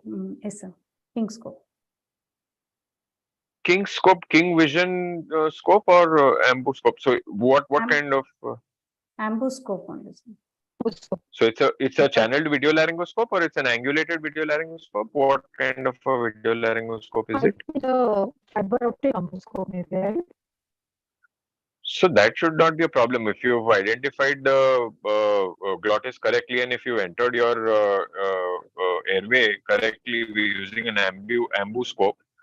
You just have to railroad the endotracheal tube. But this is a take-home message that for any video laryngoscope or any fiber optic scope, correct identification me is of essence. That is one. Second, you can use let's say a bougie with a preformed, a bougie or a preformed stillet to shape the position, the endotracheal tube to match the curvature of your video laryngoscope, and accordingly insert it. And there is a mnemonic that is often said about using video laryngoscope. It says mouth monitor. When you are introducing the video laryngoscope blade, you look at the oral cavity so that you don't cause injury. Then you look at the monitor to optimize the glottic visualization. When you are inserting the endotracheal tube, you again look inside the oral cavity and you don't blindly introduce the endotracheal tube so that's to cause trauma. And then once your tip of your endotracheal tube goes beyond your field of vision, then you look at the monitor again and help in intubation. So mouth monitor is what is recommended all over a lot of articles that actually recommend tips and tricks to optimize video laryngoscopy. Yes, sir. In, out, and in, out. Yeah. And Dr. Gauri, Dr. Ganesh Nilmaya has raised his hand for a long time. Dr. Ganesh Nilmaya, can you unmute yourself? Yes, madam. I am unmuted. Can you hear me? Yes. Yeah. Can I talk Please. About the first topic, which was I wanted to add something. Please, sir. It was when we can't ventilate on mask when we induce the patient. So what for long time what I am doing is after initial pre-medication, I start with oxygen, some nitrous oxide or equal 50-50 nitrous oxide with some part of inhalation agent till I induce the patient with propofol or previously thiopentone. And I find very much patient is very much relaxed for ventilation before giving muscle relaxation. Then I add a very small amount of, as a precursor, small amount of succinyl scorin at 15 to 20 milligram and find it very easy to put a Goodale airway at least in such patients and can be ventilated nicely in 110 kg patients also. So I think adding some anesthetic agent initially will help to ventilate the patient before giving muscle relaxant. Number one. Number two, for last 10 years, I am using Ambu Aura ones for almost 80 to 90% patients with all laparoscopic surgeries. Only ENT surgeries and in prone patient surgeries, I use intubation.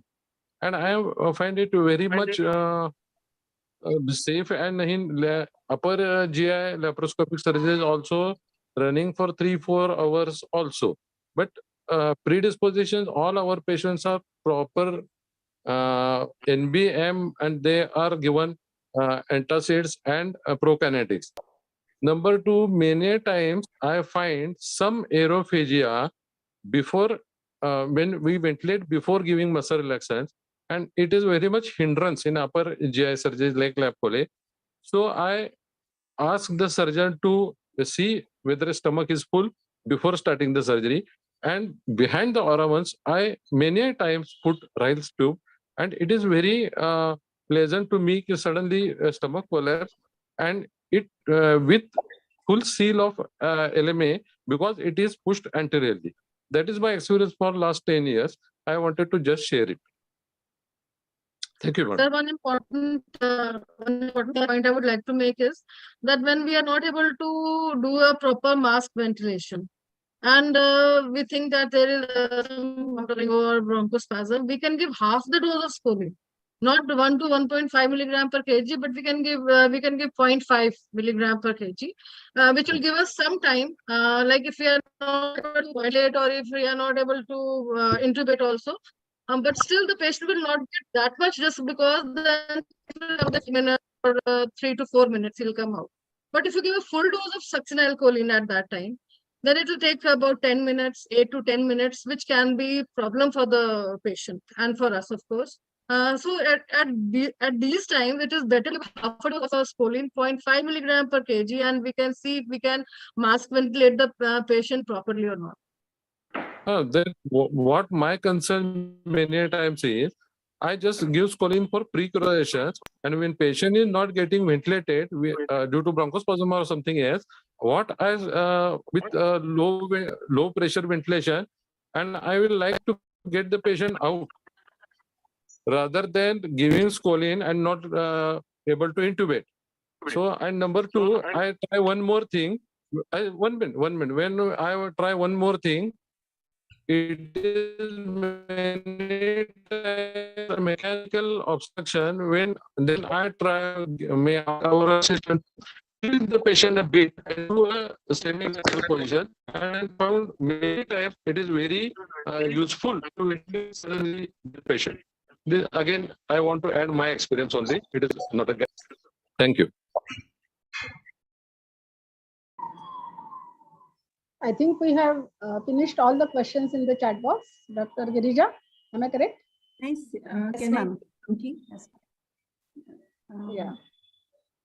Last question is there, ma'am, but it is Okay. like we I have think done it's a some- comment it is a comment. from Dr. Naresh Paliwal. Yeah. Yeah, read the comment. We have done some difficult airway intubation, especially in kids with dexketamine IV and tidal induction, and induction with SEVO and intubation on spontaneous and maintained on spontaneous ventilation. Yes. Okay. Dexmed with ketamine intravenous and induced with sevoflurane and intubated, maintained on spontaneous ventilation. So everyone is having different techniques for using supraglottic airways or using different drugs also for intubation and induction. Yeah. So I feel if all the questions are over, can we end the session, Dr. Gauri, Dr. Girija? Yes, ma'am. All questions are over. All. Yeah. And, Thank you so much. But Thank then you so before much. that, yeah, before then I want that answer from Dr. Jason, which video laryngoscope should the private practicing anesthesiologist should go for? In its private nursing home scenario, it should be economical, not very costly. At the same time, it should be very useful also for that anesthesiologist. Dr. Jason, please. Madam, it defines as what, it depends on what your budget is. So if you No, don't not mind spending CMAC. No CMAC. No CMAC. That's what I said. No CMAC. So there is a lot of new video laryngoscopes, including our own indigenous, but which is not marketed as yet, the Patwasha video laryngoscope. But there is King Vision, there is AirTrack, there is iView, there is BPL. So there is an entire array of video laryngoscopes that are available. So again, it's like when you are going to buy a car, the same budget, there are hundreds of cars available. You test drive the car, you ask the company for a demo, you use it for a couple of days. I'm sure most of the countries will agree, most of the companies will give you a demo piece, or maybe you can borrow it from one of your friends and use it for a couple of cases with a regular blade as well as an angulated blade. So my take on this would be that you use a video laryngoscope which is having a combination of a Macintosh blade as well as an angulated blade. The flexibility of doing that. So, which includes McGrath, which includes BPL, which has a disposable sheath with an angulated blade. So that gives you buy one and get one free kinds, right? So you buy one video laryngoscope and you can change the blades to use an angulated blade or a regular Macintosh blade, and it will serve the purpose in case of difficult intubation. Again, so it has to suit your budget, and you have to be used to using it rather than using it for the first time in a difficult case.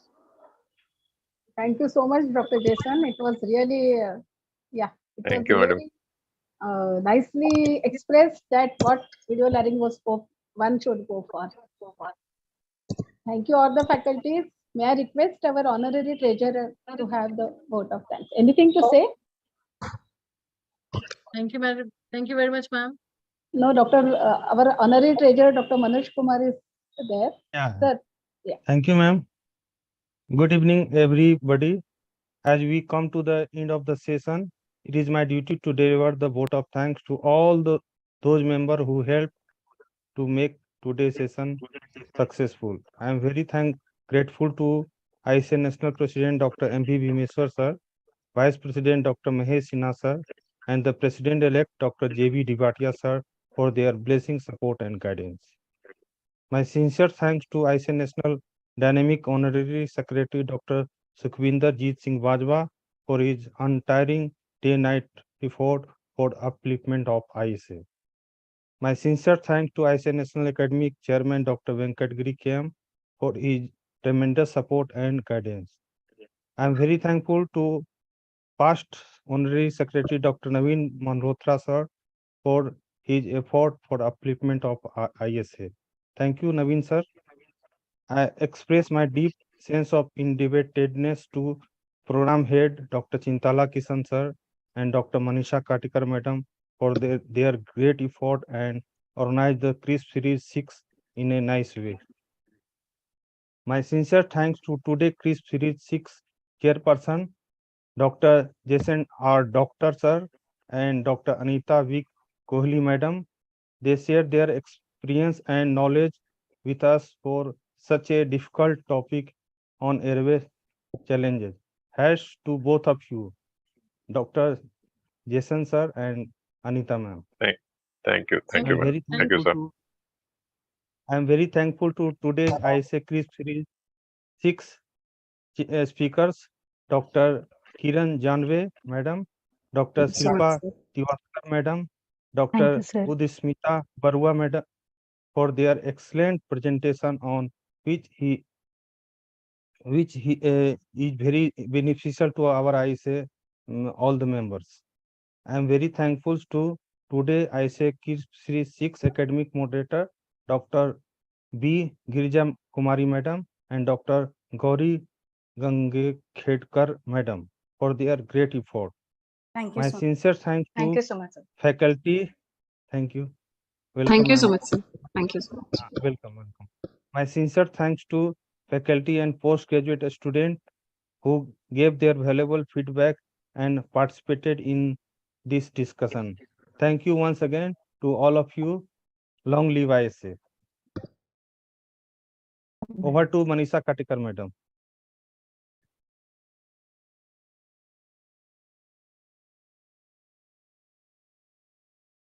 Dr. Bajwa? Dr. Manisha, I think she is having some urgent work also. She was on the way, something. What I suggest here, the question of which video laryngoscope is the best, na?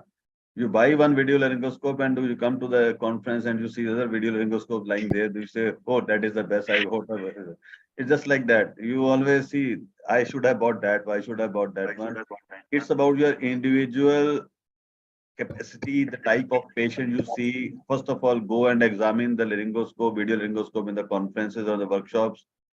It will be very handy for you to select particular type of video laryngoscope, because your practice and your subset of patients are very important. Which type of, suppose you are in obstetric anesthesia, how many times you really choose the obstetric airway, you manipulate it, and you are in a different type of different cleft lip palate, you are getting the surgeries done for neurosurgeries, for heavy jaw, your region where you are living, where you continuously encountering difficult airways. So it's not like a permanent thing, and saying a particular name of a video laryngoscope is a conflict of interest also. In ISA platforms, we cannot say that this particular video laryngoscope is good. So it was a very googly for Dr. Jason, Dr. Jason to answer these type of questions. Anyway, having said and done, it's time for us to felicitate our faculty, the eminent faculty today.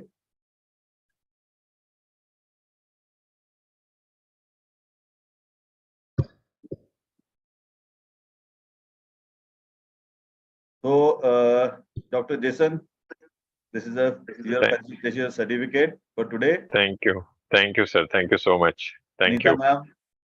Thank you, sir. Thank you so much. Thank you. Thank you for coming on to the stage for us. Dr. Thank you, sir, for giving me the opportunity, sir. Yeah, thank you for giving the opportunity. Dr. Shilpa, your certificate. Dr. Udismita, your certificate is also there. Thank you, sir. Dr. Kiran. Thank you so much, sir, for this privileged opportunity. And our excellent moderators today, Dr. Balarupa Girija Kumari. Thank you so much, sir. Dr. Gauri Ganga Ketkar. Thank you, sir.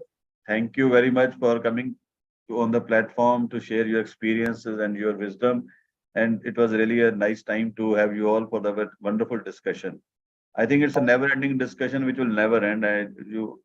Even the guidelines, they are evolving. Whatever the guidelines published in 2016, if you go to by 2023, there is so much evolution of the guidelines. Everything is getting evolved and changing over times. The medicine is changing, the things are changing.